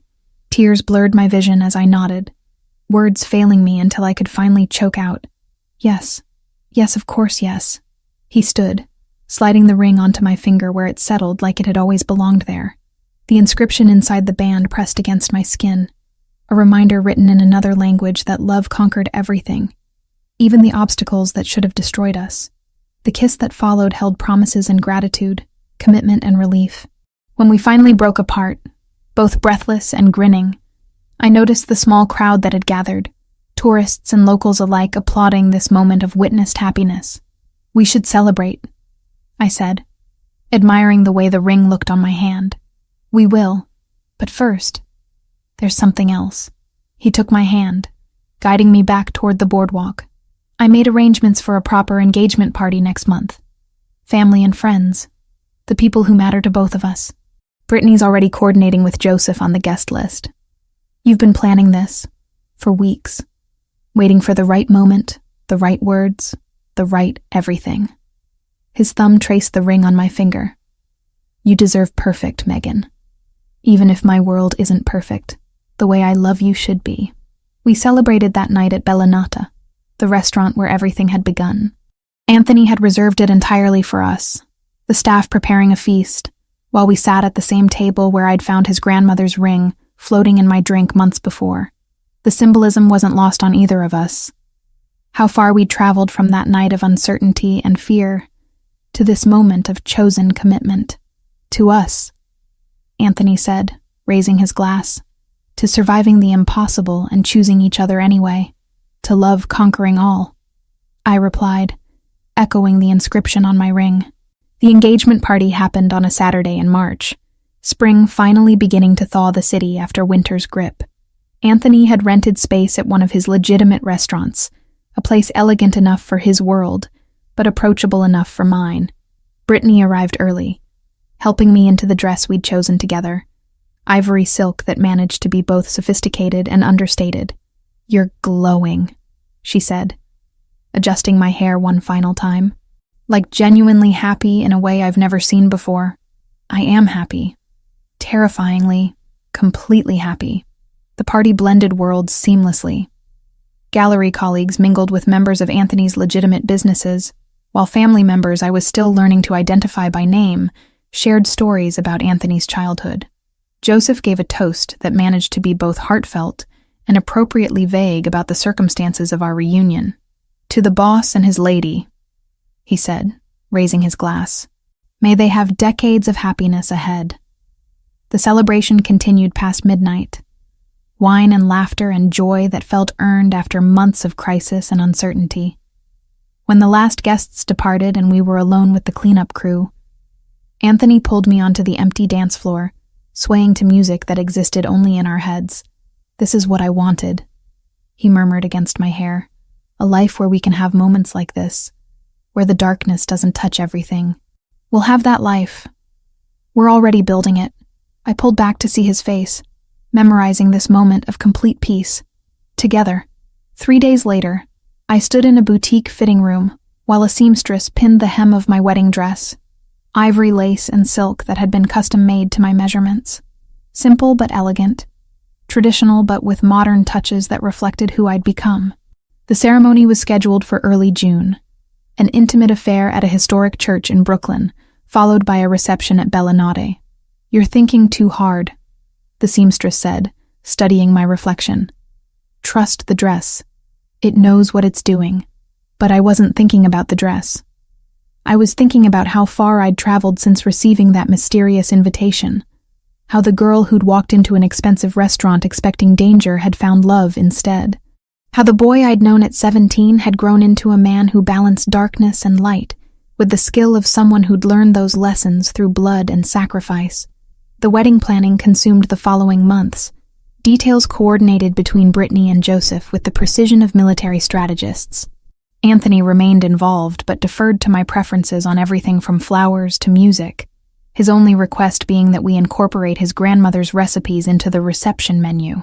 "Family traditions," he explained when I asked about his insistence on specific dishes. "I want her there in spirit, want you to understand the heritage you're joining." The rehearsal dinner happened on a Friday evening in early June, warm air carrying the scent of summer while the city hummed with energy. We gathered at a private room in one of Anthony's restaurants. Immediate family and closest friends sharing stories and laughter that built to the following day's celebration. Joseph stood to give another toast, this one more personal than his engagement party speech. "I've known the boss since we were kids running the streets together, getting into trouble that would have landed us in jail if we weren't careful. I've watched him build an empire, make impossible decisions, sacrifice everything for the people he's responsible for protecting. But I've never seen him happy until Megan walked back into his life, to happiness, to love, and to the family we choose." The wedding day dawned clear and perfect, summer arriving fully with warmth that felt like blessing. I woke early in the penthouse that would soon officially be ours rather than mine by circumstance, watching the city come alive beyond the windows.